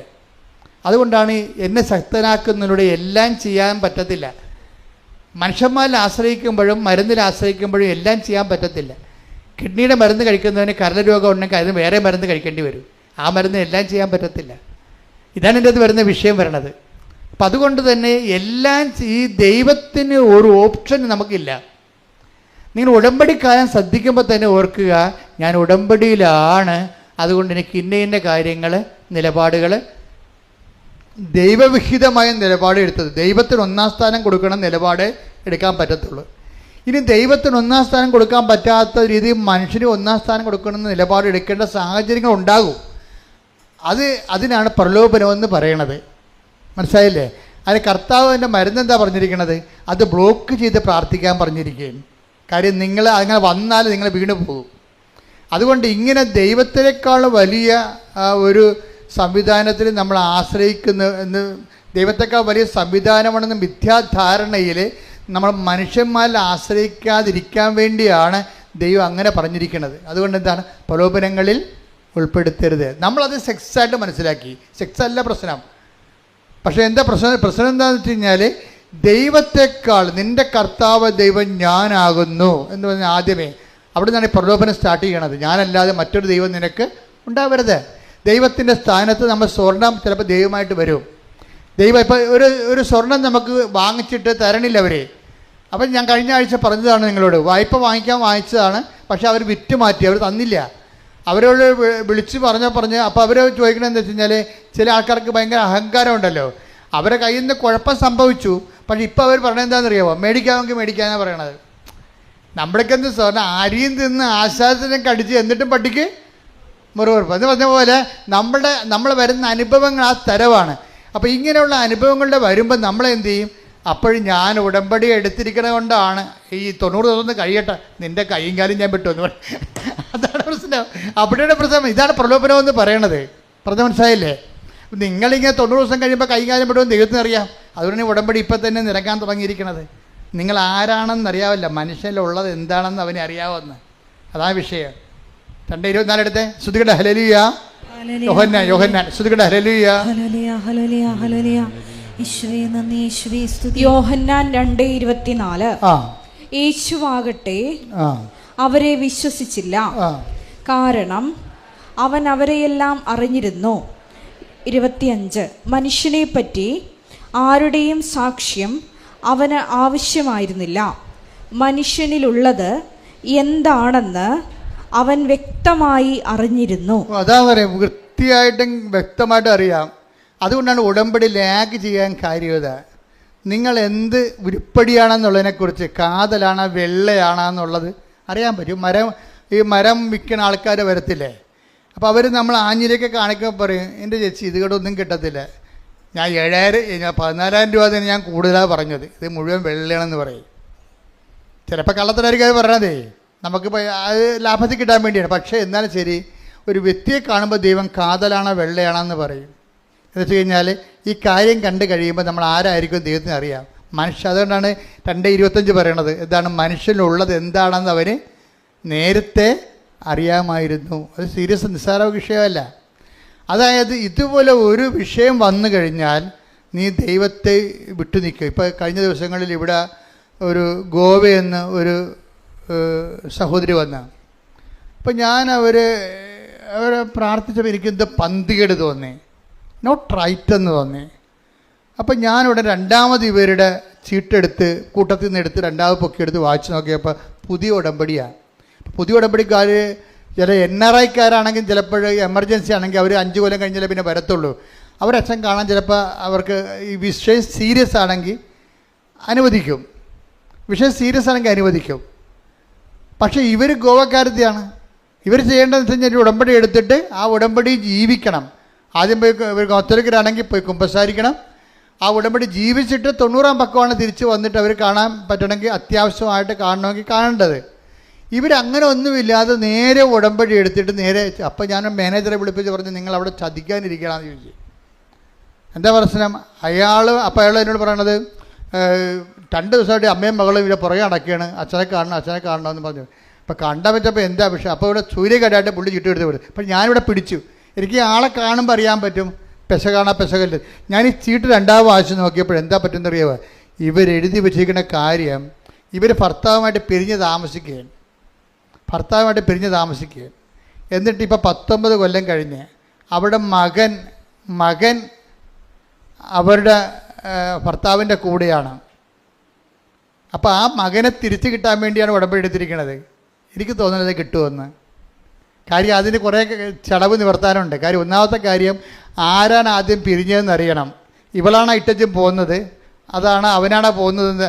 അവനാണ് ഇവളെ ഉപേക്ഷിച്ചതെങ്കിൽ തീർച്ചയായിട്ടും നമുക്ക് പ്രാർത്ഥിക്കുമ്പോൾ കർത്താവ് നീതിയുടെ പക്ഷം നിൽക്കും. ഒരു നീതിപക്ഷം ഉണ്ടല്ലോ. നമ്മളുള്ള പ്രകൃതമെല്ലാം കാണിച്ചു കൂട്ടത്തിൽ ഇവിടെ ഉടമ്പടി എടുക്കുമ്പോൾ എല്ലാം ഉരുത്തി കണ്ട് വായിലോട്ട് വിഴുങ്ങി തരുന്ന നമ്മൾ ആനയ്ക്ക് നമ്മൾ പട്ട കൊടുക്കുമെന്നാണ് വിചാരിക്കണത്. നടക്കത്തില്ല, ഒറ്റ നടക്ക് പോകത്തില്ല. ഒന്നാമത്തെ എനിക്ക് അവരോട് സംസാരിക്കാൻ നല്ല തിരക്കായിപ്പോയി, അല്ലെങ്കിൽ ഞാൻ അവരോട് ശരിക്കും സംസാരിച്ചു തരാം. എന്താ കാര്യം വെച്ച് കഴിഞ്ഞാൽ ആ വിഷയം ആദ്യം ചെയ്യേണ്ടത് എന്താണ്? ആര് പറഞ്ഞിട്ടാണ് നീ കൂദാശ ബന്ധം പിരിഞ്ഞത്? നിന്നെ ഉപേക്ഷിച്ചതാണെങ്കിൽ ഓക്കെ, ദൈവത്തെ അറിയാൻ പാലാത്തവർ അങ്ങനെ പല കാര്യം ചെയ്യും. ദൈവത്തെ അറിഞ്ഞിട്ടും അറിയാൻ പാലാതെ നടിച്ചുകൊണ്ട് നിൻ്റെ സൗകര്യത്തിന് വേണ്ടി നീ കൊച്ചിനെ ആ പെങ്കൊച്ചിനെയും വിളിച്ചുകൊണ്ട് അവളെ പോകുന്നേ നേരത്തെ. ഇപ്പം 19 വയസ്സിലെ ആൺകൊച്ചിനെ കൂടി നിർത്തി വീട്ടിൽ നിർത്തി വേല എടുപ്പിക്കാൻ വേണ്ടി വിളിക്കുകയാണ്. കുറച്ച് കഴിഞ്ഞപ്പോഴാണ് ഒരു അരിശം കൊണ്ട് ആറ്റിച്ചാടുന്നവരെ വേറെ പല അരിശം എടുത്താൽ പിന്നെ അവിടെ പോകാൻ പറ്റത്തില്ല. ഇപ്പോഴെന്ത് 19 വയസ്സിൽ ആ പയ്യനെ കിട്ടണമെന്ന് പറയുകയാണ്. അതിനകത്ത് നീതി ഉണ്ടോ എന്ന് അറിയത്തില്ല. അവനാണ് ഇവളെ ഉപേക്ഷിച്ചെന്നുണ്ടെങ്കിൽ തീർച്ചയായിട്ടും നമുക്ക് അതിൻ്റെ അകത്തൊരു സ്കോപ്പുണ്ട്. പക്ഷേ അല്ലെങ്കിൽ സ്കോപ്പില്ലെന്ന് വെച്ച് കഴിഞ്ഞാൽ ഇവർ ഏകപക്ഷീയമായിട്ട് ഇറങ്ങിപ്പോകുന്നതാണ്, കൊച്ചിനെയും വിളിച്ചുകൊണ്ട് പോകുന്നതാണെങ്കിൽ സ്കോപ്പില്ല അതിൻ്റെ അകത്ത്. ഇനി ഇവിടെ സ്കോപ്പ് ഉണ്ടായിട്ട് നമ്മൾ എന്തെങ്കിലും തരത്തിൽ അയാൾക്ക് മനസ്സലിഞ്ഞ് ചിലപ്പോൾ കൊച്ചിനെ അമ്മയ്ക്ക് നിനക്കിഷ്ടമുള്ള പോകാമെന്ന് അവൻ പറഞ്ഞാൽ പോലും ദൈവത്തിരുസന്നിധിയിൽ ഈ സംഭവം ഇങ്ങനെ കിടക്കും. ദൈവത്തെപ്പോലും മാനിക്കാത്തവരാണ് ഞാൻ എപ്പോഴും നോക്കാറുണ്ട്, ഈ ഡൈവേഴ്സ് ചെയ്യുന്ന ആൾക്കാരിൽ ഒരു 50% ദൈവത്തെ മാനിക്കാത്തവരാണ്. ഇതൊരു വിവാദമാക്കേണ്ട കാര്യമില്ല. ഞാൻ 21 വർഷത്തോളം ഈ 89 മുതൽ 2000 ഇപ്പോഴുള്ള 25 വരെ 21 ലക്ഷത്തോളം മനുഷ്യരെ കൗണ്ട് ചെയ്തിട്ടാണ് ഇതാകുമ്പോൾ ഞാൻ പറയണത്. ഡൈവേഴ്സ് ചെയ്യാൻ ഉദ്ദേശിച്ചവർ 50% ദൈവഭയമില്ലാത്തവരാണ്. അവരുടെ അപ്പുറത്തെ കാര്യം നടന്നു പോരണം, അല്ലെങ്കിൽ അവരുടെ സൗകര്യം അനുസരിച്ച് കാര്യങ്ങൾ നടക്കണം. അതിനുവേണ്ടിയാണ്. ഒരിക്കൽ ദൈവത്തെ ഉപേക്ഷിച്ചവർ പിന്നെ എത്ര കടന്ന് മോങ്ങിയാലും ആ ദൈവം നിത്യതയെ പോലെ തിരിച്ചു വരത്തില്ല. പള്ളിയിൽ നിന്ന് ചിലപ്പോൾ എന്തെങ്കിലുമൊക്കെ പറഞ്ഞ് നിങ്ങൾക്ക് ചിലപ്പോൾ ഡിസ്പെൻസേഷനൊക്കെ വാങ്ങിച്ച് ചിലപ്പോൾ വേറെ കെട്ടാൻ പറ്റുമായിരിക്കും. പക്ഷേ ദൈവത്തിരുസന്നിധി ആ കണക്കെടുപ്പുണ്ട്. കാര്യം എന്താണ്? നീ അന്ന് അമ്മ പറഞ്ഞു, ഇന്നിപ്പോൾ അമ്മ ജീവിച്ചിരിപ്പില്ല, അന്ന് നിന്നെ ചട്ടക്കയറ്റിയ ആൻറ്റിമാരിന്ന് ജീവിച്ചിരിപ്പില്ല, അതിലെല്ലാം ചത്ത് തവള ചാണ പോലെ ചത്ത് ചുവത്തേലൊരു പൊടിയാട് കിടപ്പുണ്ട്. അവരെ നശിപ്പിച്ച ജീവിതമാണ് നിൻ്റെത്. അവർ പറഞ്ഞത് കേട്ടിട്ടാണ്. ഇന്ന് നിങ്ങൾ ജീവിത പങ്കാളി പിരിയണമെന്നൊക്കെ പറഞ്ഞിട്ട് ജീവിത പങ്കാളിയുമായിട്ട് താമസിക്കാൻ തയ്യാറല്ല എന്ന് പറയുമ്പോൾ അതിനുവേണ്ടി നിങ്ങളെ സ്ക്രൂ ചെയ്യുന്നവർ ചിലപ്പോൾ അപ്പനായിരിക്കാം, ചിലപ്പോൾ അമ്മാവനായിരിക്കാം, ചിലപ്പോൾ അനിയത്തിയായിരിക്കാം, ആൻറ്റി ആയിരിക്കാം. ഇവന്മാരെല്ലാം ചത്ത് പാമ്പ് ചാകണ പോലെ ചത്ത് പൊടിയായിട്ട് ഇരിക്കും. നിങ്ങൾക്കൊന്നും ചെയ്യാൻ പറ്റത്തില്ല. നിങ്ങൾ അവർ പറഞ്ഞ കേട്ടിട്ട് ഒരിക്കൽ ദൈവത്തെ ഉപേക്ഷിച്ചവരാണ്. ദൈവത്തെ നമ്മൾ ഒരിക്കൽ ഉപേക്ഷിച്ചതിന് ശേഷം നമ്മൾ ഒരിക്കൽ ആ ദൈവത്തെ തിരിച്ചു വിളിക്കാൻ പറഞ്ഞാൽ ദൈവം തിരിച്ചു വരത്തില്ല. ഭൂമിയിൽ എന്തെങ്കിലുമൊക്കെ അഡ്ജസ്റ്റ്മെൻറ്റ് നടക്കുമെന്നല്ലേ ഉള്ളൂ. നിത്യത. ഞാൻ മാതാവിനെ നേരെ ചൊവ്വ കണ്ട ആളാണ്. ഞാൻ പറഞ്ഞ് നിങ്ങൾ ശ്രദ്ധിക്കണം.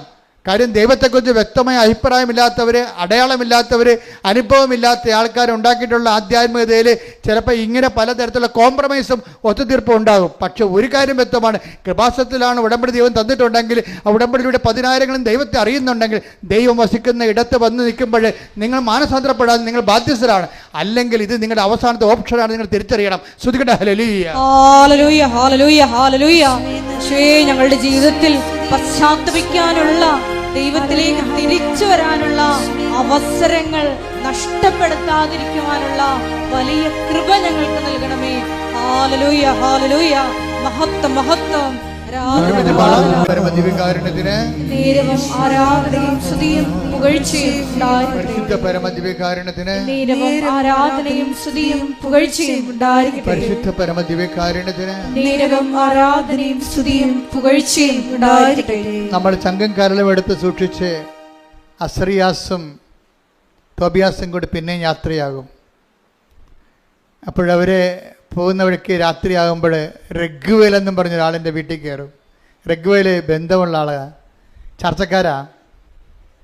ഇപ്പം രാത്രിയായി, പോകേണ്ട സ്ഥലം ഇനിയും പോകാനുണ്ട്. പക്ഷെ രാത്രി ആയതുകൊണ്ട് യാത്ര നടക്കാത്തത് കൊണ്ട് ഇവർ ഈ കൊച്ചു മത്സ്യത്തിനെ ചുട്ടു തിന്നിട്ട് ചങ്കും കരലും എടുത്തുകൊണ്ട് യാത്രയാകും. റഗ്വേലിൻ്റെ വീട്ടിൽ ചെല്ലുമ്പോഴാണ് വിഷയം. റഗ്വേലിൻ്റെ മകളാണ് സാറ. അവൾ ശരിക്കും പറഞ്ഞാൽ ദൈവം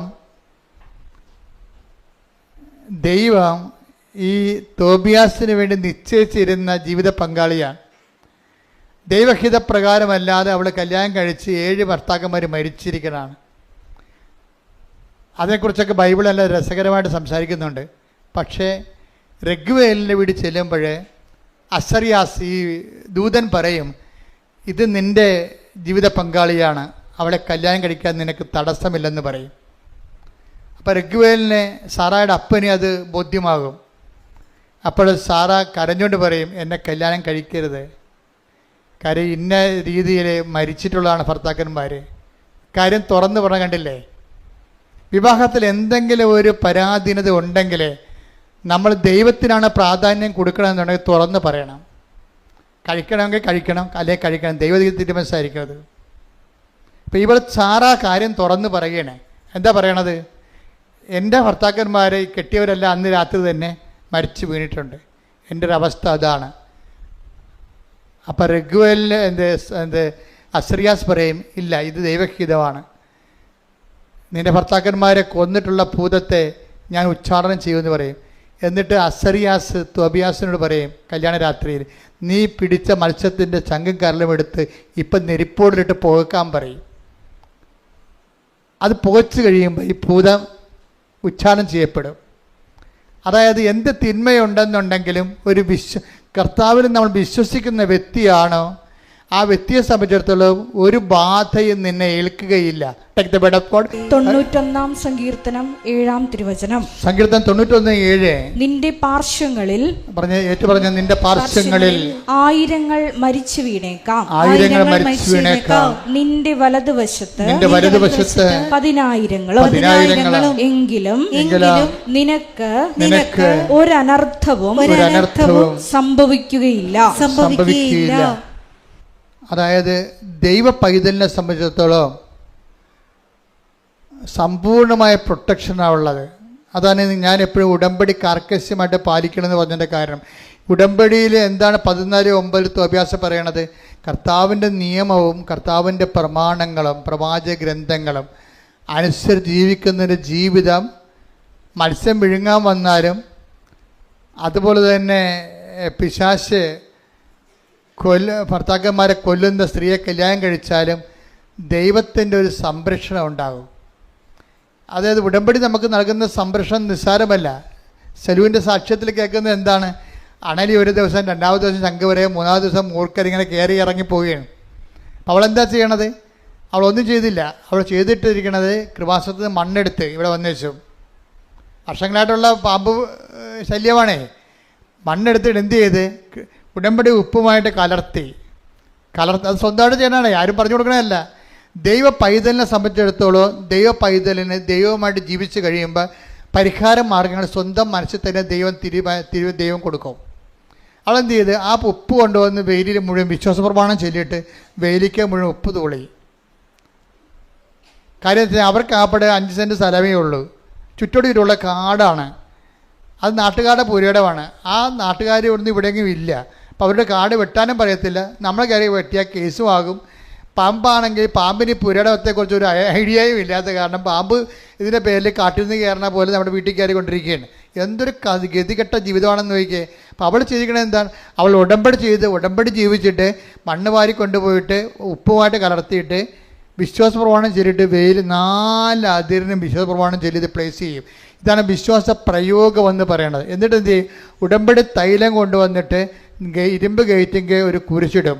കർത്താവിൻ്റെ ഭവനമാണിത്, ഇവിടെ പ്രവേശിക്കരുതെന്ന് പറയും. അതാണ് ഒരു ബാധയും നിൻ്റെ ഭവനത്തെ പ്രവേശിക്കത്തില്ല. സുലു പറയണത് പിന്നെ 1 കൊല്ലമായി ഇപ്പോൾ ഇന്ന് വരെ ഒരു പാമ്പിനെ പോലും കുടുംബത്തിൽ കണ്ടിട്ടില്ലെന്ന്.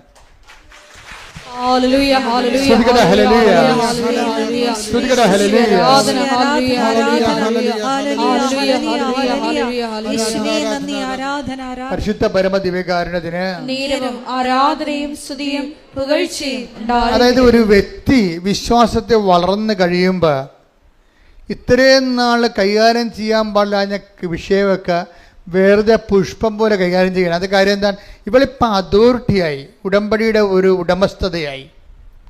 നമ്മൾ ഉണക്ക ഉടമ്പടിയെക്കുറിച്ചും അതുപോലെ തന്നെ ഫ്രഷ് അതിൻ്റെ ഉടമ്പടിയെക്കുറിച്ചൊക്കെ പറയുമ്പോഴും ഉടമ്പടിയുടെ ഒരു ഉടമസ്ഥൻ, ഉടമ്പടിയുടെ ഒരു ഉടമസ്ഥ എന്ന് പറയുന്നത് ഒരു സ്റ്റാറ്റസാണ്. ശരിക്കും പറഞ്ഞാൽ ഒരു പദവിയാണ്.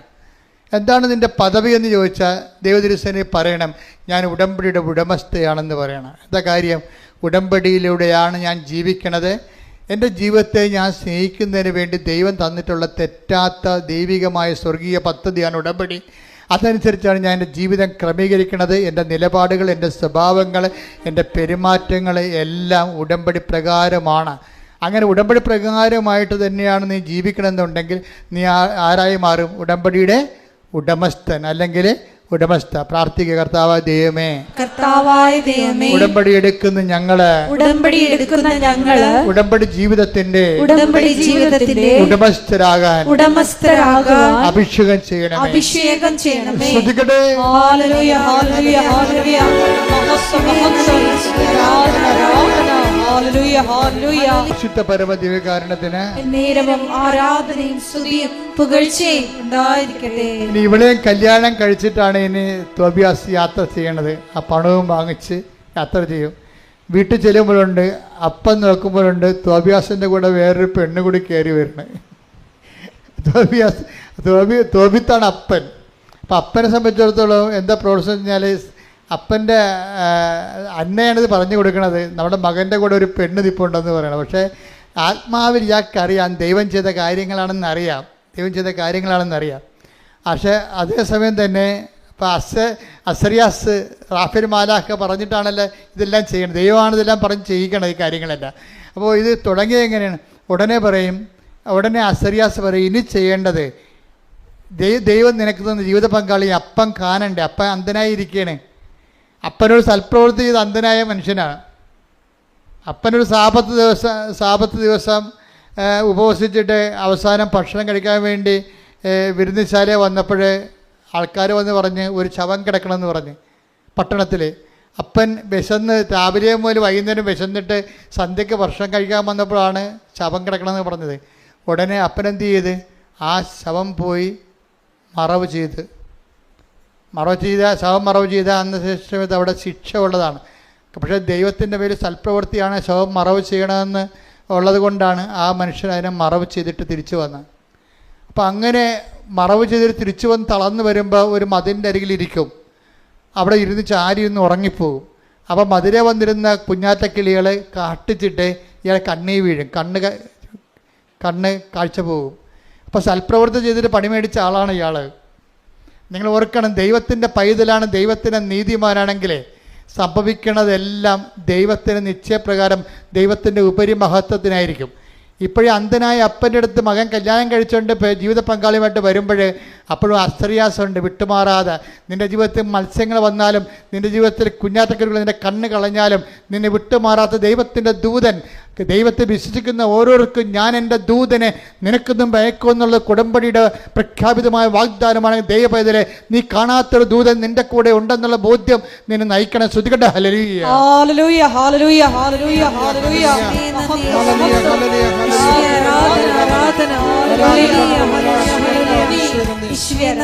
പരിശുദ്ധ പരമദിവ്യകാരുണ്യത്തിന് നേരവും ആരാധനയും സ്തുതിയും പുകഴ്ചയും ഉണ്ടായിരിക്കട്ടെ. ഒരു കൈ നെഞ്ചത്ത് വെച്ച് പ്രാർത്ഥിക്കുക. കർത്താവായ ദൈവമേ, ആധ്യാത്മിക ജീവിതത്തിന്റെ അകവും പുറവും എന്നെ കാണിച്ചു തരുന്ന ദൈവവചന വെളിപാടുകളെ ഓർത്തുകൊണ്ട്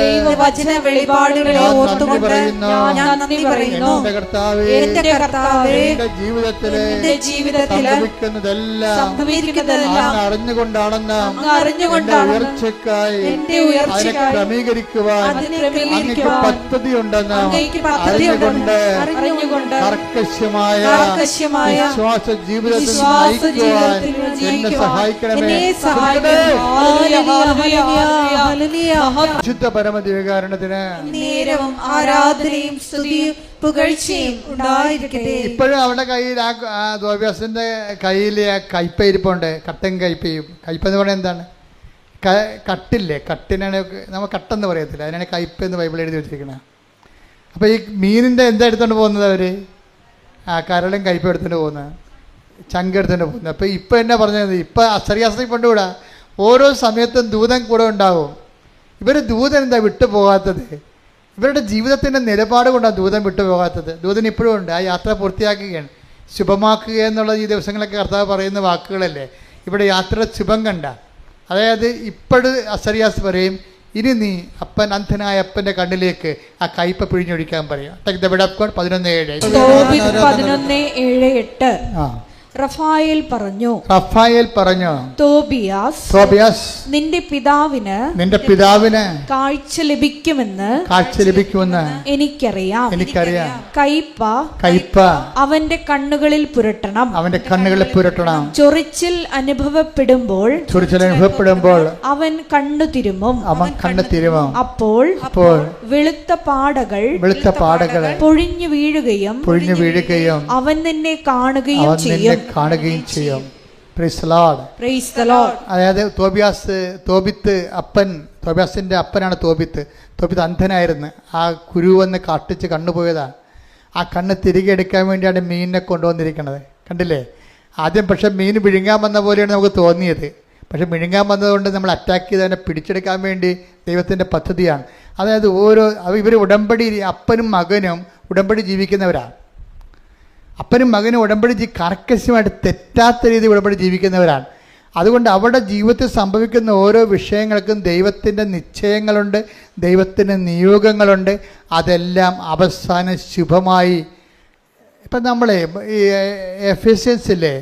എഫേസ്യൻസ് വായിക്കത്തില്ലേ? എന്താണ് 3:20 വായിച്ചേ? നമ്മിൽ പ്രവർത്തിക്കുന്ന ശക്തിയാൽ.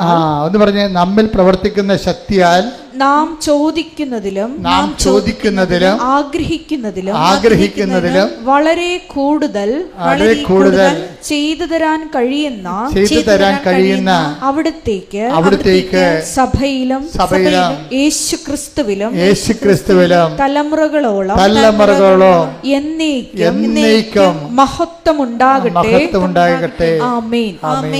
പക്ഷെ പോയതെന്തിനാണ്? കടം മേടിക്കാൻ തിരിച്ചു, ആ വെള്ളി ഏൽപ്പിച്ച് തിരിച്ചു വാങ്ങിക്കാൻ പോയതാണ്. എന്തെല്ലാം കിട്ടിയെന്ന് നോക്കിയാൽ എൻ്റെ ഇടയ്ക്ക് എന്തെല്ലാമാണ് കിട്ടിയിരിക്കുന്നത് നോക്കിയേ. അതായത് തോബിയാസിന് ജീവിത പങ്കാളിയെ കിട്ടി, അതേസമയം തന്നെ അപ്പൻ്റെ കണ്ണ് തെളിഞ്ഞു. ഇതെല്ലാം ഇടയ്ക്ക് സംഭവിക്കുന്ന വിഷയങ്ങളിലൂടെയാണ്. അതുകൊണ്ട് തന്നെയാണ് ഉടമ്പടിയുടെ കാർക്കശ്യങ്ങളിൽ ഒത്തുതീർപ്പില്ലാതെ നിങ്ങൾ എന്ത് ഉടമ്പടി ചെയ്യുമ്പോഴും അത് എപ്പോഴും ശ്രദ്ധിക്കേണ്ട കാര്യമാണ്. എന്താണ്? കർത്താവ് ചോദിക്കേണ്ട ഒരേ ഒരു ചോദ്യമുണ്ട്. എന്താണ്? ഇവരെക്കാൾ അധികമായി. എന്തിനാണ് നിങ്ങൾ ഉടമ്പടി എടുത്തിരിക്കണം ചോദിച്ചു കഴിഞ്ഞാൽ ഒറ്റ ഉത്തരവേ ഉള്ളൂ. Take the bed. ശ്രുതികട്ടെ ഹല്ലേലൂയ, ഹല്ലേലൂയ, ഹല്ലേലൂയ. യേശുവേ നന്ദി, യേശുവേ. യോഹന്നാൻ 21:15 അവരുടെ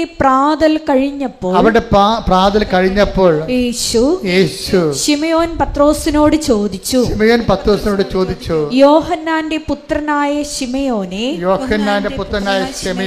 നീ ഇവരെക്കാൾ അധികമായി എന്നെ സ്നേഹിക്കുന്നുവോ?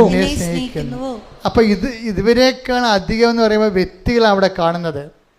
അതിൻ്റെ തന്നെ വേറെ ഒരു വശമാണ് ഇതിനേക്കാൾ അധികമായി. ഇവരെക്കാൾ അധികം എന്ന് പറയുന്ന പോലെ തന്നെയാണ് പ്രധാനപ്പെട്ട കാര്യം. എന്താണ്? ഇതിനേക്കാൾ അധികമായി.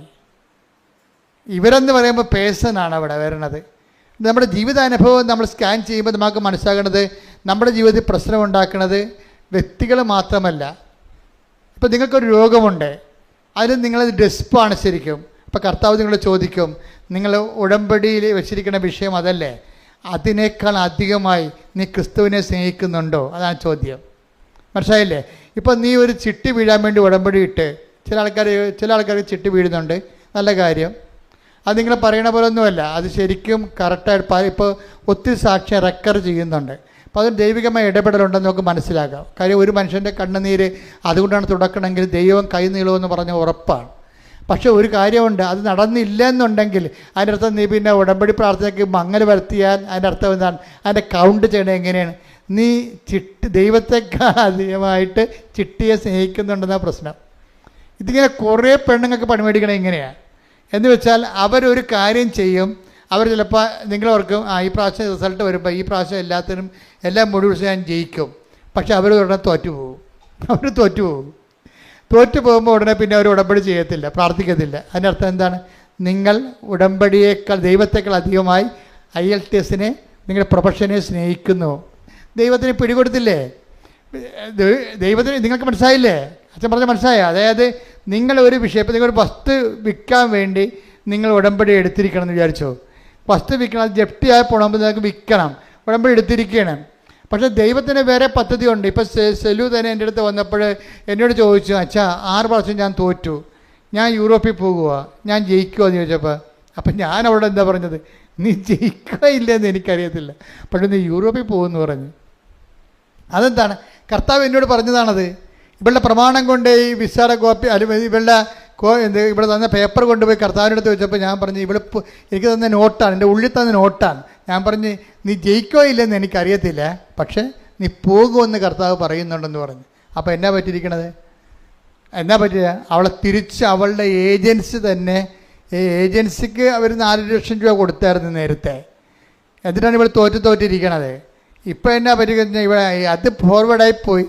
ഇതിൻ്റെ ഓണർ അവളെ തിരിച്ച് വിളിക്കും. ഈ അയർലൻഡിൽ നിന്ന് ഓണർ തന്നെ വിളിക്കും, ചോദിക്കും നിങ്ങൾ എത്ര രൂപയാണ് ഏജൻസിക്ക് കൊടുത്തതെന്ന് പറയും. അപ്പോൾ ഓണർ പറയും, അത് ഓണറിനോട് ഇവൾ പറയും അത് പറയാൻ പറ്റത്തില്ല, കോൺഫിഡൻഷ്യലാണ് എന്ന് പറയും. അപ്പോൾ ഓണർ പറയും, നിങ്ങളെ വേണമെങ്കിൽ എനിക്ക് നിങ്ങൾ 5 പൈസ വാങ്ങിക്കാതെ ഇവിടെ കൊണ്ടുവരാൻ പറ്റും. ഇന്ത്യയിൽ നിന്ന് വരുന്ന ആൾക്കാരിൽ നിന്ന് ഒത്തിരി പൈസ വാങ്ങിക്കുന്നുണ്ട് ഞാൻ അറിഞ്ഞിട്ടുണ്ട്. അതുകൊണ്ടാണ് അത്രയും പൈസയുടെ ആവശ്യമില്ല ശരിക്കും പറഞ്ഞാൽ. അപ്പം അതുകൊണ്ട് നിങ്ങൾ സത്യം പറയാൻ പറയും. ഉടനെ അവർ പറയും, ഞാൻ 15 ലക്ഷം ഏജൻസിക്ക് കൊടുത്തു, 5 ലക്ഷം പ്രോസസ്സിങ് ചാർജ് 20 ലക്ഷം എന്ന് പറയും.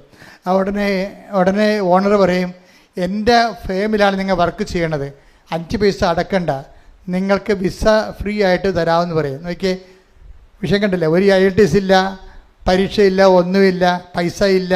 അമ്മ റിക്രൂട്ട് ചെയ്യുമ്പോഴുണ്ടല്ല, ഡയറക്റ്റ് റിക്രൂട്ട്മെൻറ്റാണ്.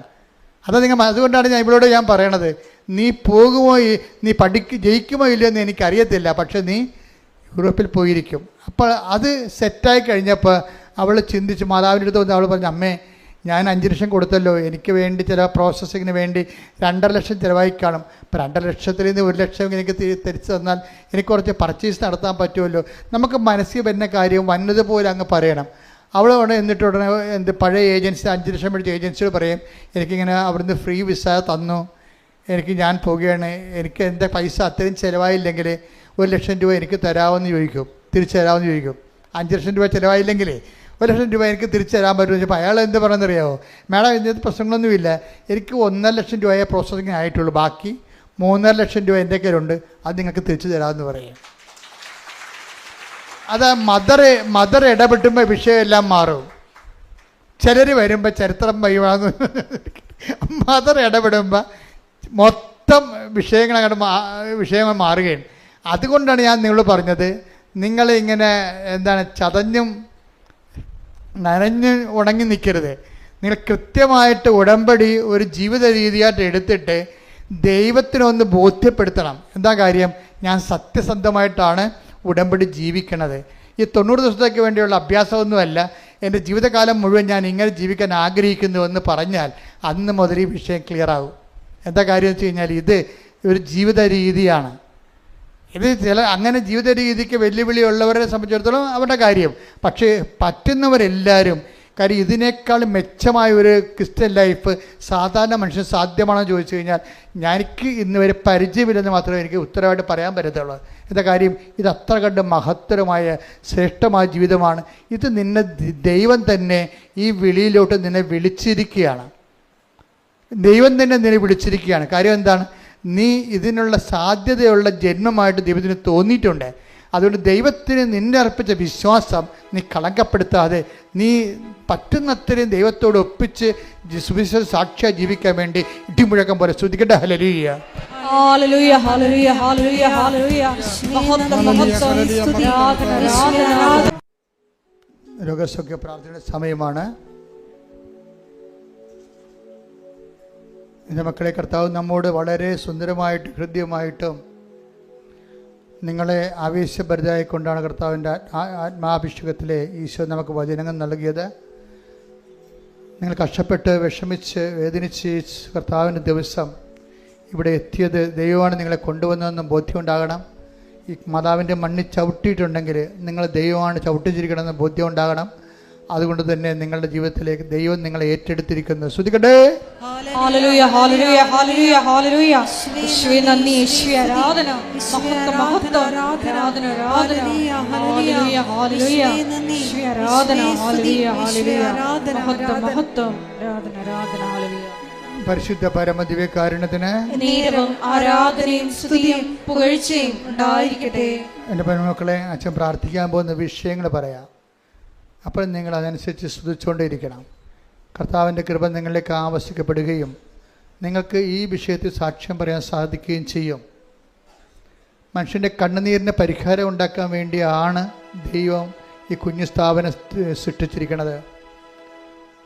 10,000-കണക്കിന് സാക്ഷികളുടെ പിൻബലം നമുക്കുണ്ട്. അതുകൊണ്ട് തന്നെ അച്ഛൻ എന്നോട് പറഞ്ഞിട്ടുള്ള വചനങ്ങൾ, എന്നിലൂടെ ദൈവം നിനക്ക് വെളിപ്പെടുത്തി തന്നിട്ടുള്ള വചനങ്ങൾ അനുസരിച്ച് ജീവിക്കാൻ വേണ്ടി കണ്ണുനീരോടെ നീ പ്രാർത്ഥിച്ചാൽ മാത്രം മതി. അതുപോലെ തന്നെ ഉടമ്പടി എന്താണോ അതിൻ്റെ ആത്മാവനുസരിച്ചുകൊണ്ട് ജീവിക്കാനുള്ള പ്രത്യേകമായ കൃപയാൽ ദൈവം നിന്നെ അഭിഷേകം ചെയ്യട്ടെ. ശ്രദ്ധിക്കട്ടെ. Hallelujah, hallelujah, hallelujah, hallelujah. മഹത്വം, മഹത്വം, ആരാധന, ആരാധന. Hallelujah, hallelujah, hallelujah, hallelujah. ഉടമ്പടി നിബന്ധനകൾ സദാപൂർവ്വം പാലിക്കാനുള്ള അഭിഷേകം. ഹല്ലേലൂയ, ഹല്ലേലൂയ, മഹത്വം, മഹത്വം, ആരാധന, ആരാധന. പരിശുദ്ധ പരമദിവ്യകാരുണ്യത്തിന് നേരവും ആരാധനയും സ്തുതിയും പുകഴ്ചയും ഉണ്ടായിരിക്കട്ടെ. അച്ഛൻ പ്രാർത്ഥിക്കാൻ പോകുന്ന വിഷയങ്ങൾ മക്കളില്ലാത്തവർക്ക് വേണ്ടി പ്രാർത്ഥിക്കാം. പങ്ക്രിയാസിലൊക്കെ കല്ലുള്ളവരുണ്ട്, കിഡ്നിയിൽ കല്ലുള്ളവരുണ്ട്. ഇങ്ങനെ ചില അവയവങ്ങളിൽ ഇതുപോലെ കല്ല് ഫോം ചെയ്യുന്നതുണ്ട്. അവിടെയെല്ലാം കർത്താവിൻ്റെ വിശുദ്ധമായ രക്തം അടിപ്പെടുന്ന പോലെ വൈതാക്കാലം പോലെ നിബന്ധിച്ചുകൊണ്ട് നിന്നെ അതിൽ നിന്ന് ഓപ്പറേഷൻ ഇല്ലാതെ നിന്നെ കർത്താവ് സുഖപ്പെടുത്താൻ വേണ്ടി പ്രാർത്ഥിക്കും. നടുവ് വേദനയുള്ളവരുടെ നടുവ് പിൻകഴുത്തുകൾ ഇങ്ങനെ മുന്തിയിരിക്കുന്നുണ്ട്. അവരെല്ലാം അത് നടുവിന് ഡിസ്കിന് പ്രശ്നമുള്ളവരാണ്. പലപ്പോഴും ഇങ്ങനെ മുതുക് കുഞ്ഞു പിൻകഴുത്ത് ഉന്തിയിരിക്കുന്നു. അവരെ സമർപ്പിച്ച് പ്രാർത്ഥിക്കും. അവർ പ്രാർത്ഥനയുടെ പരിധി വന്നിട്ടുണ്ട്. അതുപോലെ തന്നെ മുടി വല്ലാണ്ട് കൊഴിഞ്ഞു പോകുന്നവർ, വല്ലാതെ മുടി കൊഴിഞ്ഞു പോകുന്നവർ, ശരീരം ചൂടാകുന്നവർ, പ്രഷർ വിട്ടുമാറാത്തവർ, ഷുഗർ രോഗികൾ, അതുപോലെ ശരീരങ്ങളെ അസ്ഥികളെല്ലാം ദ്രവിക്കുന്നവർ, അസ്ഥി സന്ധികളിൽ നീര് വെക്കുന്നവർ, അവർക്ക് വേണ്ടി പ്രാർത്ഥിക്കാം. അതുപോലെ തന്നെ പ്രഷർ മാറ്റമില്ലാത്ത രീതിയിൽ നിൽക്കുന്നവർ, കിടപ്പ് രോഗികളുണ്ട്, അവർക്ക് വേണ്ടി പ്രാർത്ഥിക്കും. മക്കളില്ലാത്തവർക്ക് വേണ്ടി പ്രാർത്ഥിക്കും. കല്യാണം ഒത്തുവരാത്തവർക്ക് വേണ്ടി പ്രാർത്ഥിക്കും. ജീവിത പങ്കാളി നഷ്ടപ്പെട്ടവർക്ക് വേണ്ടി പ്രാർത്ഥിക്കും. ജീവിത പങ്കാളി മരിച്ചവർക്ക് വേണ്ടി പ്രാർത്ഥിക്കും. അവർക്കെല്ലാം അവരുടെ ജീവിതത്തിലെല്ലാം ദൈവത്തിൻ്റെ ഇടപെടൽ ഏത് തരത്തിലും ദൈവത്തിന് നിന്നെ സഹായിക്കാം. മറ്റു മനുഷ്യർ എന്നെ ശക്തനാക്കുന്നുണ്ട്, എനിക്കെല്ലാം ചെയ്യാൻ കഴിയുമെന്ന് പറഞ്ഞത് നിൻ്റെ സങ്കടം എന്താണോ, നിൻ്റെ വിഷയം എന്താണോ, നിന്നെ ഏത് തരത്തിലും സഹായിക്കാൻ, ഏത് അവസ്ഥയിലും സഹായിക്കാൻ നിൻ്റെ ദൈവത്തിന് മാത്രമേ കഴിയൂ. ക്യാൻസറുകൾക്ക് വേണ്ടി പ്രാർത്ഥിക്കാം. അതുപോലെ തന്നെ ശരീരം മുഴുവൻ വിസർപ്പ രോഗങ്ങൾ, സോറിയാസിസ് രോഗികൾക്ക് വേണ്ടി പ്രാർത്ഥിക്കാം. പിസ്തുല രോഗികൾ, PCOD രോഗികൾ, അതുപോലെ തന്നെ അർസസ് രോഗികൾ, അൾസർ രോഗികൾക്ക് വേണ്ടി പ്രാർത്ഥിക്കാം. എല്ലാ രോഗികൾക്ക് വേണ്ടി പ്രാർത്ഥിക്കുന്ന സമയം അതുപോലെ തന്നെ ജോലി ഇല്ലാത്തവർ, ജോലി അന്വേഷിക്കുന്നവർ, ഓരോരോ പേപ്പറുകൾ, രേഖകൾ അന്വേഷിക്കുന്നവർ, കാത്തിരിക്കുന്നവർ, പരീക്ഷയുടെ റിസൾട്ടുകൾ കാത്തിരിക്കുന്നവർ, വസ്തു വിൽക്കാനുള്ളവർ, വസ്തു വാങ്ങാനുള്ളവർ, വീട് വിൽക്കാനുള്ളവർ, വീട് വെക്കാനുള്ളവർ, വീടിന് സമാധാനം ഇല്ലാത്തവർ, എല്ലാ മേഖല പൈശാചിക ബന്ധങ്ങൾ അഴിഞ്ഞു പോകാൻ വേണ്ടി പ്രാർത്ഥിക്കും. ഇട്ടുമുഴുക്കാൻ പോലെ ശ്രദ്ധിക്കട്ടെ. ഇതിന്റെ ഉന്നതമായ നാമത്തിന് സ്വന്തം ചെയ്യുന്ന കർത്താവേ, നിന്റെ വിശുദ്ധ പൗരോഹിത്യത്തെ മഹത്വപ്പെടുത്തണമേ കർത്താവേ. സഭയിലുള്ള സാന്നിധ്യം പ്രകടമാക്കണമേ കർത്താവേ. 39 വർഷം ഞാൻ അർപ്പിച്ച കൃപാന്റെ യോഗ്യതയാൽ കൃപാസന അൾത്താരെ ജീവനോടെ പ്രത്യക്ഷപ്പെട്ട പരിശുദ്ധ അമ്മയുടെ മാധ്യസ്ഥതയിലെ അടിപ്പെടുന്ന പോലെ വൈദാഘാതം പോലെ ദൈവികമായ ശക്തി നിങ്ങൾ സ്ഥിരപ്പെടുകട്ടെ എന്ന് പ്രാർത്ഥിക്കുന്ന ഉച്ച മുതൽ ഉള്ളം കാല് വരെ കർത്താവിൻ്റെ രക്തം പടരട്ടെ. ഈശോയുടെ ശ്രദ്ധയുടെ ഈശോ കുഞ്ഞു കമ്പോളങ്ങൾ നടത്തുന്നവര്, കടകൾ നടത്തുന്നവര്, വ്യാപാരങ്ങൾ നടത്തുന്നവര്, വരുമാനമായി നിന്നുപോയവര്, സാമ്പത്തികമായി ഞെരുക്കമുള്ളവര്, കുഞ്ഞുങ്ങളെ ഓർത്ത് വിഷമിക്കുന്നവര്, ലഹരി ഓർത്ത് അടിപ്പെട്ടു പോയവര്, ഇങ്ങനെ ഓരോരോ കുടുംബങ്ങളിൽ പിരിഞ്ഞു പോയവര്, വിവാഹം പോയ കേസിലായിരിക്കുന്നവര്, പോസ്കോ കേസ് അകപ്പെട്ടു പോയവരെ, ഓരോ വിഷയങ്ങൾക്ക് വേണ്ടി പ്രാർത്ഥിക്കുന്ന കർത്താവേ, ഉന്നതമായ നാമത്തില്, സഭയുടെ അധികാരത്തില്, കുരിശിന്റെ അടയാളത്തില്, ദൈവത്തിന്റെ ശക്തിയാൽ രേഖകൾ ഒപ്പിടാനുള്ളവര്, പ്രമാണം നടക്കാനുള്ളവര്, കേസുകൾ പറഞ്ഞു തീർക്കാനുള്ളവര്, കാണാതെ പോയ വ്യക്തികളെ, കാണാതെ പോയ വസ്തുക്കളെ, കാണാതെ പോയ ജീവിതത്തിന്റെ അവസ്ഥകള്, സസ്പെൻഷനിലായിരിക്കുന്നവര്, കേസ് നടക്കുന്നവര്, ജോലി നഷ്ടപ്പെട്ടവര്, ജോലി ഇല്ലാതെ വീട്ടിൽ നിൽക്കുന്നവര്, എന്റെ കർത്താവിന്റെ ഉന്നതമായ നാമത്തില്, സഭയുടെ അധികാരത്തില്, കുരിശിന്റെ അടയാളത്തില്, ദൈവശക്തിയാൽ മാർഗ തടസ്സങ്ങള്, ജീവിത ദുരിതങ്ങള്, ജീവിത തടസ്സങ്ങള് യേശുക്രിസ്തുവിന്റെ ഉന്നതമായ നാമത്തിൽ മാറിപ്പോകട്ടെ. മാർഗവേദങ്ങള് നാമത്തില്, നാമത്തില് ദുരിതങ്ങള്, തടസ്സങ്ങള്, തടസ്സങ്ങള് നാമത്തിൽ മാറിപ്പോകട്ടെ. ശ്രുതികട്ടെ, ശ്രുതികട്ടെ, ശ്രുതികട്ടെ. ആരാധന ദൈവപിതാവേ, നന്ദി ദൈവപിതാവേ, മഹത്വം ദൈവപിതാവേ, ആരാധന. മൗനമായി പ്രാർത്ഥിക്കട്ടെ. മുട്ട നിൽക്കുക, കൈകൾ കൂപ്പി കർത്താവിനെ നോക്കിക്കൊണ്ട് മൗനമായി പ്രാർത്ഥിക്കട്ടെ. അഭിഷേകത്തിൻ്റെ വലിയ സ്വർഗീയ നിമിഷങ്ങളിൽ നമ്മളായിരിക്കുന്ന ജോലിയില്ലാത്തവർക്ക് വേണ്ടി പ്രാർത്ഥിക്കട്ടെ. കടകമ്പോളങ്ങൾ, ചെറിയ വ്യാപാരങ്ങൾ, വ്യവസായങ്ങൾ, വരുമാന മാർഗം നഷ്ടപ്പെട്ടവരുണ്ട്, വരുമാന മാർഗം കെട്ടുപോയവരുണ്ട്. അവർക്ക് വേണ്ടി അച്ഛൻ പ്രാർത്ഥിച്ചുകൊണ്ടിരിക്കുന്ന സമയമാണ്.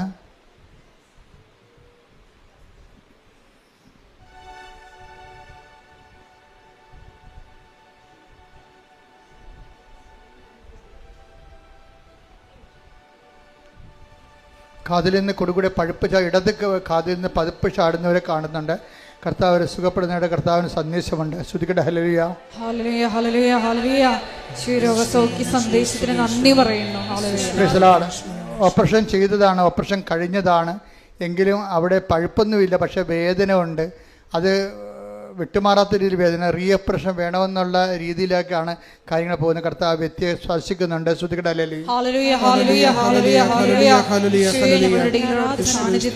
ശത്രുത കനപ്പിച്ച് ഇപ്പോഴും കൊണ്ട് നടക്കുന്നുണ്ട്. ശത്രുത കനപ്പിച്ച് കൊണ്ടുനടക്കുന്നുണ്ട്. അവര് ഏണിയും കളി പോലെയാണ്. 99 ചെന്നിട്ട് നേരെ വിഴുങ്ങി പാമ്പ് 2 കൊണ്ട് മഞ്ചരിക്കണം. കൃപയുടെ ജീവിതം 0-2 കിടക്കുകയാണ്.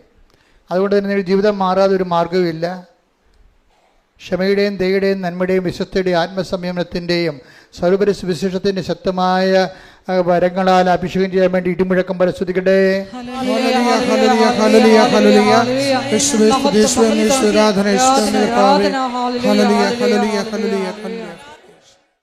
സമാപന ആശീർവാദം. ഒരിക്കൽ കൂടി മരിയൻ ഉടമ്പടിയിൽ സമർപ്പിച്ചിരിക്കുന്ന എല്ലാ വിഷയങ്ങളും ദേവമാതാവിൻ്റെ മധ്യസ്ഥയിൽ ദിവ്യകാരുണ്യ സന്നിധിയിൽ നമുക്ക് സമർപ്പിച്ച് പ്രാർത്ഥിക്കാം. എഫേസ്യൻസ് 3:20 തിരുവചനത്തിലൂടെ നമുക്ക് പ്രാർത്ഥിക്കാം. നമ്മിൽ പ്രവർത്തിക്കുന്ന ശക്തിയാൽ നാം ചോദിക്കുന്നതിലും ആഗ്രഹിക്കുന്നതിലും കൂടുതൽ ചെയ്തു തരാൻ കഴിയുന്ന അവിടത്തേക്ക് സഭയിൽ എന്നേക്കും മഹത്വമുണ്ടായിരിക്കട്ടെ. ഈശോയെ, ഇന്നത്തെ ഉടമ്പടി ആരാധനയിലൂടെ നീ ഞങ്ങളോട് സംസാരിക്കുകയായിരുന്നു. നമ്മളെ വിഴുങ്ങാൻ വരുന്ന പ്രശ്നങ്ങളെല്ലാം ദൈവത്തിൻ്റെ ശക്തി അധികമായി നമ്മിൽ പ്രവർത്തിച്ച് വൻ കാര്യങ്ങൾ നമ്മിൽ ചെയ്യാനുള്ള ദൈവത്തിൻ്റെ പദ്ധതികളാണെന്ന് നീ വെളിപ്പെടുത്തി തരികയായിരുന്നു. എന്നെ ശക്തരാക്കുന്നവരിലൂടെ എല്ലാം ചെയ്യാൻ എനിക്ക് സാധിക്കുമെന്ന തിരുവചനത്തിൻ്റെ ആ വലിയ അഭിഷേകം ഞങ്ങളുടെ ജീവിതത്തിലെ എല്ലാ പ്രതിസന്ധി ഘട്ടങ്ങളിലും പ്രശ്നമേഖലകളിലും ഉണ്ടാകുവാൻ കരുണയാകണമേ എന്ന് പ്രാർത്ഥിച്ചുകൊണ്ട് ശിരസ് നമിച്ച് നമുക്ക് ദിവ്യകാരുണ്യനാഥന്റെ ആശീർവാദം സ്വീകരിക്കാം. പരിശുദ്ധ പരമ ദിവ്യകാരുണ്യത്തിന്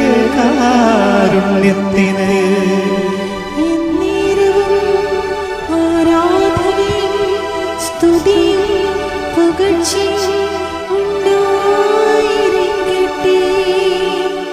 പരിശുദ്ധ